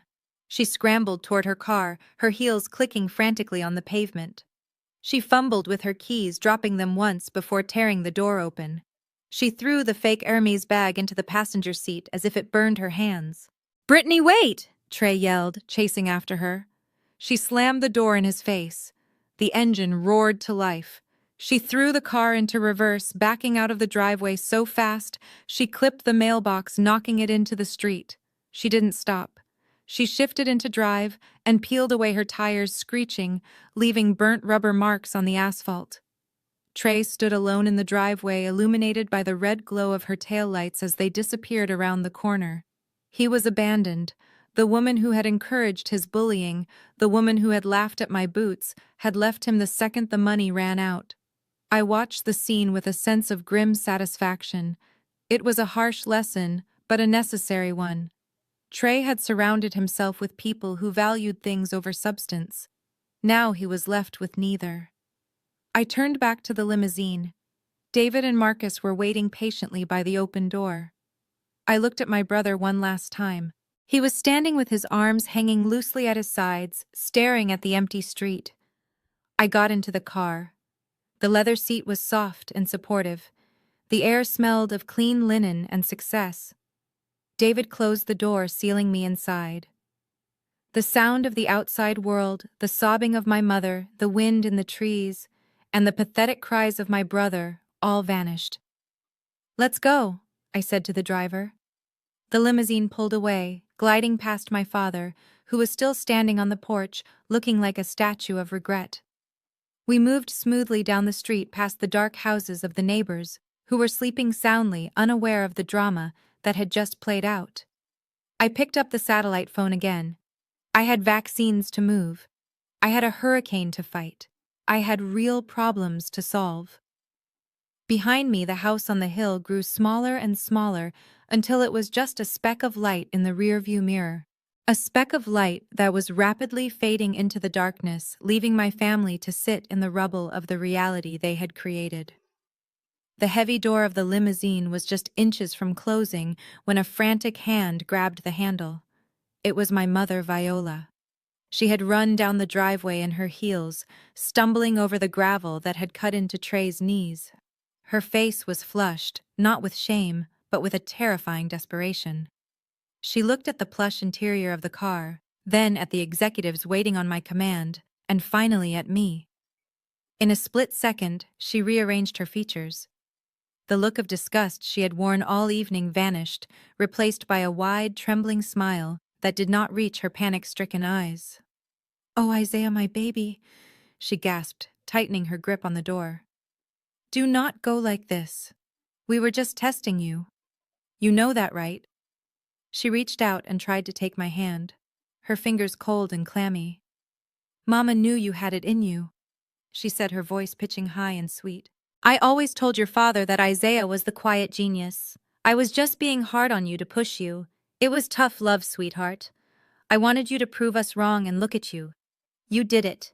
You are a chairman. My son the chairman." She gestured back toward the house where the cold turkey sat on the table. "Come back inside," she pleaded. "I will heat up the food. I will put you at the head of the table. You can tell us all about your airplanes and your company. We are a family, Isaiah. We forgive you for the secrecy. Just come inside and let Mama fix you a plate."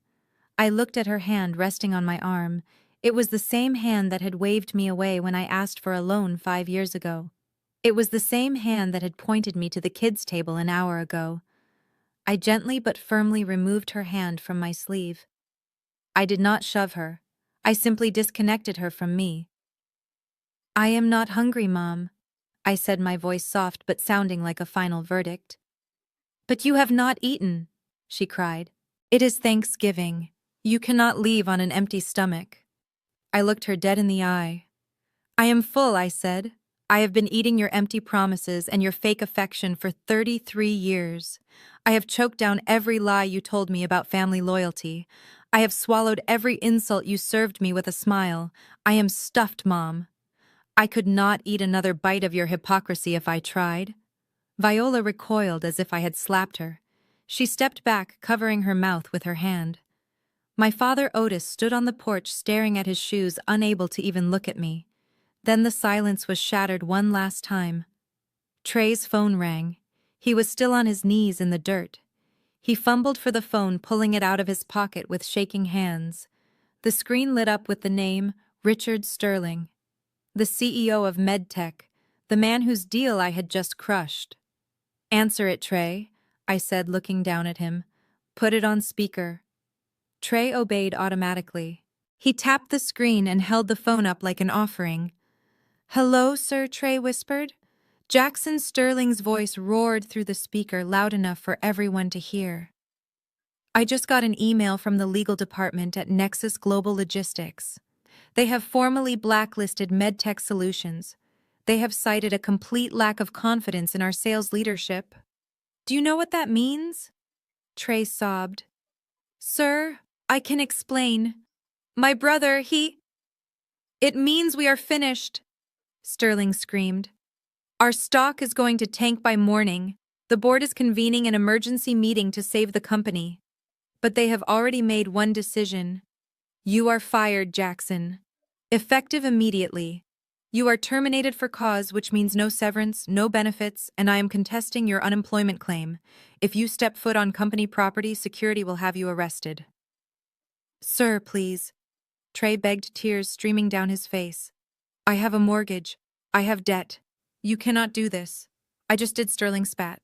"You are a cancer, Trey, and I just cut you out." The line went dead. Trey dropped the phone. It landed in the dirt next to the broken gift card he had thrown at me earlier. He looked up at me. He looked at the brother he had called a loser. He realized that in the span of 1 hour, he had lost his job, his girlfriend, his bonus, and his dignity. Isaiah, he wept, crawling forward and grabbing the hem of my pants. Isaiah, please. You have to help me. You are the chairman. You can fix this. Call him back. Tell him to hire me back. Or hire me at your company. I will drive a truck. I will sweep floors. Anything. Please do not leave me like this. I looked down at him. I felt a flicker of the old Isaiah, the big brother who used to protect him on the playground. But then I remembered the $50. I remembered the laughter. I remembered him telling me to lie about who I was so I wouldn't embarrass him. I leaned down close to his face. You gave me some advice earlier, Trey, I said. You told me to lie about my job so I wouldn't sound pathetic. You told me to pretend to be someone else. Trey nodded frantically, wiping snot from his nose. Yes, I was wrong. I am sorry. I stood up and straightened my jacket. I think it was good advice, I said, cold as ice. I am going to take it. Trey looked confused. What do you mean? I mean that when Richard Sterling or anyone else asks me about you, I am going to lie, I said. I am going to tell them that I have never met Trey Jackson in my life. I am going to tell them that I have no brother, because the brother I loved died the moment you decided money was more important than blood. Trey let out a wail of despair that echoed into the night. He collapsed face forward into the gravel, sobbing uncontrollably. I turned to David. We are leaving. I stepped into the limousine, but before I closed the door, I reached into my pocket. I pulled out a set of keys. They were the keys to my 2018 Ford F-150, the rusted truck that Trey had forced me to park down the street. I tossed the keys out onto the driveway. They landed with a metallic clink right next to Trey's head. You are going to need a ride, I said. The bank is coming for the Mercedes in the morning. Consider the truck a severance package. It runs good. It just needs a driver who isn't afraid of a little mud. I pulled the heavy door shut. The world outside was instantly silenced. The crying, the begging, the wind, it all disappeared, replaced by the hushed quiet of the cabin. I sat back in the leather seat and exhaled a breath I felt like I had been holding for 5 years. To the airfield, Sir David asked from the front. To the airfield, I replied. Washington is waiting. The limousine pulled away, moving with the grace of a shark through dark water. I watched through the tinted glass as my parents' house grew smaller and smaller. I saw my mother standing on the lawn watching her retirement plan drive away. I saw my father looking at the ground. And I saw Trey clutching the keys to an old truck, realizing that it was the only thing he had left in the world. We drove through the neighborhood past the perfectly manicured lawns and the silent houses. We merged onto the highway, accelerating toward the private airstrip, where my jet was fueled and ready. I poured myself a glass of sparkling water from the console. I took a sip. It was cool and refreshing. They say you cannot choose your family, but you can choose your future. For years I let them write my story. I let them put me on the cover of a paperback book titled Failure just because I wore work boots. They judged the book by its cover, but they forgot that I was the one who owned the library. I looked out at the city lights blurring past. I thought about the vaccines sitting in my cargo planes waiting to save lives. I thought about the thousands of employees who relied on my decisions. I did not need my father's approval. I did not need my mother's pride. And I certainly did not need my brother's respect. I had the respect of the world. Tonight, while they sat in that cold house eating dry turkey and blaming each other for their ruin, I would be at 30,000 feet flying toward a purpose that was bigger than their small minds could comprehend. I took another sip of water and smiled. My father was right about one thing. The turkey does taste better when you eat it in peace. Have you ever had to walk away from people who were weighing you down? Have you ever been judged by someone who had no idea what you were actually capable of? Do not let anyone define your worth based on the clothes you wear or the car you drive. Real power does not need to shout. Real success does not need to show off. If you enjoyed this story, please hit that like button and share it with someone who needs a reminder that the underdog sometimes runs the whole game. And tell me in the comments below, what is the best revenge you have ever gotten on someone who underestimated you? I am Isaiah Jackson, and this is my story. Thank you for watching. Isaiah's story serves as a powerful reminder that true power does not need to announce itself. We live in a world obsessed with the appearance of success titles, luxury cars, and designer labels. But often the people making the biggest impact are the ones making the least noise. His family's downfall came from the fatal mistake of confusing humility with failure. The ultimate lesson is that you should never let someone else's narrow perception define your reality.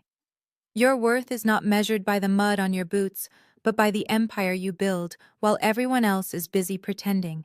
If you have ever been the black sheep who was actually the wolf in disguise, hit that like button and share this story. I want to know. Have you ever been underestimated by the people closest to you? Share your moment of vindication in the comments below.